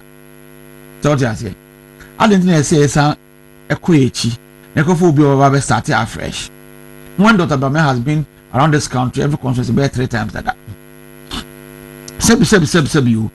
You got 2024 election. They will. Me no him say party na the candidate equal into elections. Na party na edit Dr. Bawumia na party no way. We are all aware. Yes. So why do we blame Dr. Bawumia because of Sir Adeno? Now you call elections of 2024 year no. You did numbers nearby no. Dawuro. John Mahama, the only can who will win this election no. Or they might a gap of over 1.5 million no. They will 100,000 pay. Enti Dr. Bawumia mark onya no. Nka yenya de nya 2020 na. Dawuro, nka election ke wini. Yeah. So it tells you say yen crofo na ambeto aba. Now there's a reason why they didn't also come to vote. It wasn't about Dr. Bawumia. Enti mesre. The reasons why we lost, we know. We know. Nyamiadom, the base of the party is rising. The base of the party who say opposition, opposition ya de pa. Enti me no ka say Dawuro. Me sure say na ye to aba. Wo say nyana ye benya abrosa. Na party no so feel say e say ye kɔ ne kɔ yi obi obedi enim ama nyame adom say yenya a 3-year period of campaign papa ebe boaye nipa na okobida say na okana Japan aka say MPP lose election 2022 yeah abre na debt exchange hwan but 2020 number o mi aso nye flag bearer of the MP at all enti na blame ba o mi a enti o blame no kwa enye yi for 2022 no your president na otiso na party kwa nyanko yi enya so be yi flag bearer kra dabi enti se wo we ka say obi lose 20 ye party lose 22 it was Dr. Bamia's fault. Okay. Abusa fa na do afidi ato ase any honorable Ebenezer Doku na AD enkomo until you see how you convener man forum for former MMDCEs for Baumiana na because only Andre who say we address a press conference. Oh, your spokesperson. One of the spokespersons, yes. All right. So honorable Ebenezer Doku na AD enkomo. So afa tell us adenti enye kana Japan. Adenti na enye honorable Brian. Adenti na enye Dr. Duchum. Adenti na nyimpa ofo bia na mo ofo say Bawumia na solidi MPP. Dawuro de omo ba nyina ye hu de Dr. Duchum eye wo Ministry of Education. Dr. Brian Champong oni ne kasa won se wabobra party no o nimde Harvard trained. Dr. Yenua Penny Krede Japan wabobra party no kwan bebre so I mean, was some party ni pa. Me didn't say any of them. Ebedi anymore as flag bearer will do better than the NDC in the next election. But having said that, Sakunyato ewe busio mumpoa Dawuro.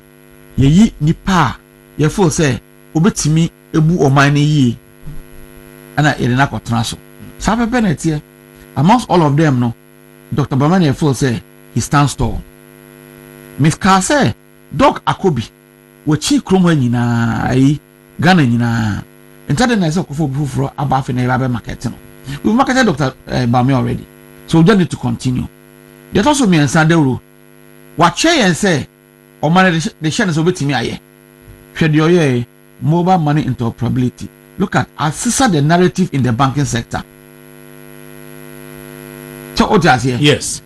The buy ya oka say Ghana card ye be boa yen ye hyase ba yen timi anye se ne eze ye no. Dr. Bamano be gina ho eye ma ye hyehye ma ne ye. Ne the digitalization drive port paperless at the port. Yes. DVL de ye. The chip embedded passports now ye de buy in November December no. Ye na ye hyase say ye free abai mo Dawuro. And this is for of course a government continue to to aso no man nyina che say the man share Dr. Bamiansa e bedu baby a abofo na du Dawuro de member wa me de twa to hwe zip line Dr. Bamide bae yes and this for say ye be twa ye maame nom photo de na esi abofo efi omo krom aba ebesua the Dr. Bamia at the buy. So you had the sa ni pay a bano bedio minus one. Doctor, you look a door, you look at him. And I don't know any point. Yantobi. I say, oh, the Dr. Branch up bedio minus one with me woman. Was or the answer or the woman. But you feel said Dr. Bamia, bow boy. Yes, Dr. Bamia. Maya endorse na de nako 2024 anyi mo san so peja ya san na babim ontimi wini election we according to honorable Kana Japan Crawford say Dr. Mahmoud Bawumia cannot win power for MPP no mo no betimi wini adna mpese mo do obi a ontimi wini power eba nanado eba be di ye party ye ni miako elections no de na manfo anka one ye bra penny Alan Koye sa narrative by I don't mean win elections I do say we say I do call 2028 elections he lost narrowly at that time Kenya 23,000 votes can winning when to be winning 2012 I do sa Koye Olusui 2016 no winning President Kufuor 96 anye to what Jerry John Rawlings yes the year 2000 Ghana afford Frank Kennedy. At Mills, the late. Also called 3 times. And sana me buana. Inside there you feel say you. Dr. Barrow ko back one enya sa. I mean, I must say, who will be obeying me winning or honor? There is no need to be wasting time. So do we call Aquansana? Then che say will be bow with me winning. Then che. I mean, what data shows that? So to my data, I say, Sebu Ghana, Uko, Asen Safa, and Asen Centrala. Vote we homa asimesi uko doma vote we homa no de nya bom betime we need ya. I mean fine, but without that data just mere speculations and we don't deal with speculations. Nti mu gidi say Dr. Bawumia betime we need. I mean wako enya 42% dada nti kaka na pede ade they are so ye party no ye hi amafo no ye kasa ye ntie na party no hu ye hi no na e for say dey na besi it will affect the party's fortunes. Say me no ka say the Ghana fo hu settings I ko so yi say obi ka say me ba boss ni MP me one CEO me ba meti fuel so fuel price na e ko so e ba be ko so boss any tour obey no 1.1 CU yeah so you know this is a government or person or the also about obey a tool be free or the to kwa e ba o de sika obenya bomu a chain the way nyina they set is aban enti dia kan say Dawuro inya be ba abai dwumaden na nyame adoma 2028 ya ba back to government and no na be boy and enti na ya president ne yanka asem antia obia ya mo candidate bia din we president no journalist bi na ebisa say na dem ne ekwa endorse Ken and as I endorse Dr. Bamka so entisa ya ko first meeting no ya nya endorsement bia ono one media guys and beto say ya endorse obi but we didn't endorse anyone ne ayenra and then yeah endorsement it was clear with a statement say see a person Dr. Baumechi. So and National Council has said it. Yeah, the constitutional amendment next month. Yeah, data National Council again any proposed constitutional amendment, you know. More okay with it, MMDCEs. Oh, very well. I mean, those proposals gives us the mandate to also be delegates in the next primaries. Apart from that, no, you have say delegate system kakra. I mean, that will also help add on a few officers like election officers at the base to also be able to my party jumana koso ya dia no so ye gitum ene amendments aka nyina date no so ye full say beboa ye ne ntema na atembidie na ye koso no ye to etwa because sebi yo ye nyina ye party baako na makana baby say ye ne yi say na ye kasa ya ndidi obi atemi ye we will come together as one party and prosecute the agenda. In the last primaries you their course kasabia na ehuntra na we be nya no we all came together Kwabena Japan on Dr. Bame Eco campaign Mr. Opoku and Dr. Bame Eco campaign Yenua Penny Kennedy Japan on Dr. Bame Eco campaign. That is the beauty of democracy and the magro no efe ede it ye nyina I mean whoever wins makana baby ye gidie ne say Dr. Bamene ekwa be boy but se ba ne say anko na sana obi winia why not nya ba abebom nya yi mama party no. Okay, I see. So say obi winia enipa no su eni nipa ne bi kasae no unsuru say bit me ha party the chance said the year no in the last election. So we are calling on ye nyina say yensusu enkasa ukasa tia kere Japan and ukasa tia Brian Champon ukasa tia Dr. Duchuma kai say we are also supporters kai say nipa no say we nipa yaw e wonu mu It is so all out any over my bedding. And the issues of wait to say issues of tribe, any region, union free politics. In a Ghana for now, Sabiu, you say will be a Muslim. Now, Doctor, Mr. Doctor, Reverend for Joy, yeah. The constituency, Asen Saf, yeah, or your sofa. Most of them are Christians, but Dr. Babel did better than him in his constituency. Way. Religion doesn't play any part in this election at all. At all. And I will be free. Airbound so does not play part at all. And of course, campaign power. Of course. Ghana, we need only one region. No region, bank. And Northeast region. Even another Northeast region. One deliver. Or deliver. Thank you. Or deliver. In fact, one of the constituencies are now Misurupa, some people was Wale. Yes. Dr. Baumia constituency. Issues are now Wale. I'm so resolving about 3 weeks or 4 weeks to election. Just about a month to the election. I was like, in fact, I thought some people will lose seats. But we won. Many people we need. But tells you that his influence in his area. Church has it. Yes.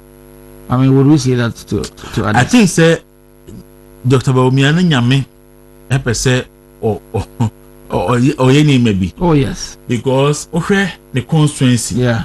Sina ne hwesia ye de pam. No wini na ebinum ntimi wini omo de. We be kaso ye mpe kremoni na kremoni agin seat. Na we sisi hwe ne nyina no a otum say there is a message. Oh yes. Ana nyankopon pese ode eba abonten. Dr. Bawumia and the National Party. Ebi ye mu be concern say enema ni bi ekoso say National Party no twen enipa ni bi aso. Certainly. We are regional officer. Yeah.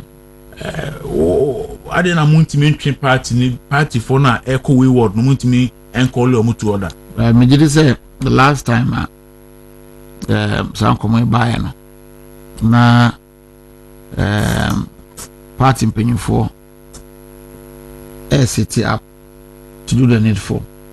Sometimes then the leadership in the sense and yet party chairman as general secretary na emfa complaints and command different committee, but ebia na ekwa the way na disciplinary committee na handle na ebia sheda emwa nti besre the committee of party say ti assemble to many momhwe no mundi ni ntemtem na free ho cause say the bibro no when you yeah then they for then at the bro that things that should be looked at. Sure. All right, so yera doku ni edi Dr. Mahmoud Bawumia honkomo and yehwe SSR back to nbeko so a do you wish any of the candidates and come contest yana? Oh, I mean there were practicing democracy and me say your person ka obabiano or the right to contest but nka nipa ni bi hwe omo election bia okwa se wa obi sa won se election me ko emenya na penyi bi na okana asem oso ko election na hwe na untimi nya 50% and the menko okay because and same factor se ko election na ko lose se unim se obenya na we nya and they different from so unim se me ko emenya those me ko nti omu mu wo wa me modi omu nim se ebi an comedy party chairman ka beboye nanka yetimi ama party leadership no so mu ayedin but they all believe say obetimi the party in mass franka 240 no omu banti enhwe I mean after 31st December no the rona nyina to etwa okay ni hu ni pa obekwa nyina be di nechi. All right. Na sene yema Dr. Bawumia 2024 no. Yenina se Dr. Bawumia ne beba yen be di nechi. Se Dr. Branchapo ne beba e be di nechi. Se Kenzo ne beba e be di nechi. Okay, yen no, yen Greater Accra region. Sure. Because one of the regions are part in Lusu Kesepa. Yeah. Mwatimi are reorganizing muye as a region. Reorganization you go so.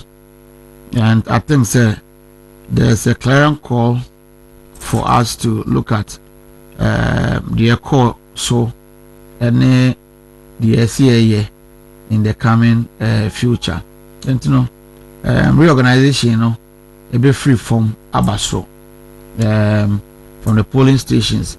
I think that we've sent a strong signal. Say yes, police station. If you are more form, but me, I mama party. Said that enkoye other than I a course, say no bar. Then they will be able to choose very good people at the constituency level. I think the constituencies basically are not that bad, and the regional level is not bad. We just need to strengthen our base and people work on the base. Say contest election no, and mama kwame choose the right polling station executives. Yeah, sometimes it's true. I mean, you don't deny the fact, say, and then also can be, and they can say you have to presidential first. Why? Because be police station elections in there. We can say me person influence the base. Now we new win free mafia no bedo so. But the presidential we are, there's a lesser need for us to just put anybody there. Because the say the panel we. What I say, I can't do my panel I call door to door. I call meetings at the police stations. Look, say we are police station executive. Now we are where police station for an say the panel within that police station. Almost we are Dawuro. Say we are where you may year or about the count who am I do man I am ramon. But the police station executive only a meeting that in the last 4 years was also a chairman or a secretary. Now you want to know anything. You want to know anything. There's a issue. Now you synthesize the base no. Now I'm from Namko because say oh your meeting will coin who no be trema. Oh, and before a meeting wa meet next meeting in Dabain, even next week. I'm about count. So what does it? Yeah. But the Anyana Sana they be is just they see themselves as only delegates. Okay, officer, I feel say constituency officer. Police station as chairman, also your officer of the party. They be under a delegate. Delegate. A do election are a delegate, but at any point in time, we are an officer of the party. Sir, I can say you free, you na. I think a very important say and skepticism na about parliamentary level. Yes. Because presidential because the numbers in the door so the no do normally no but like you know what can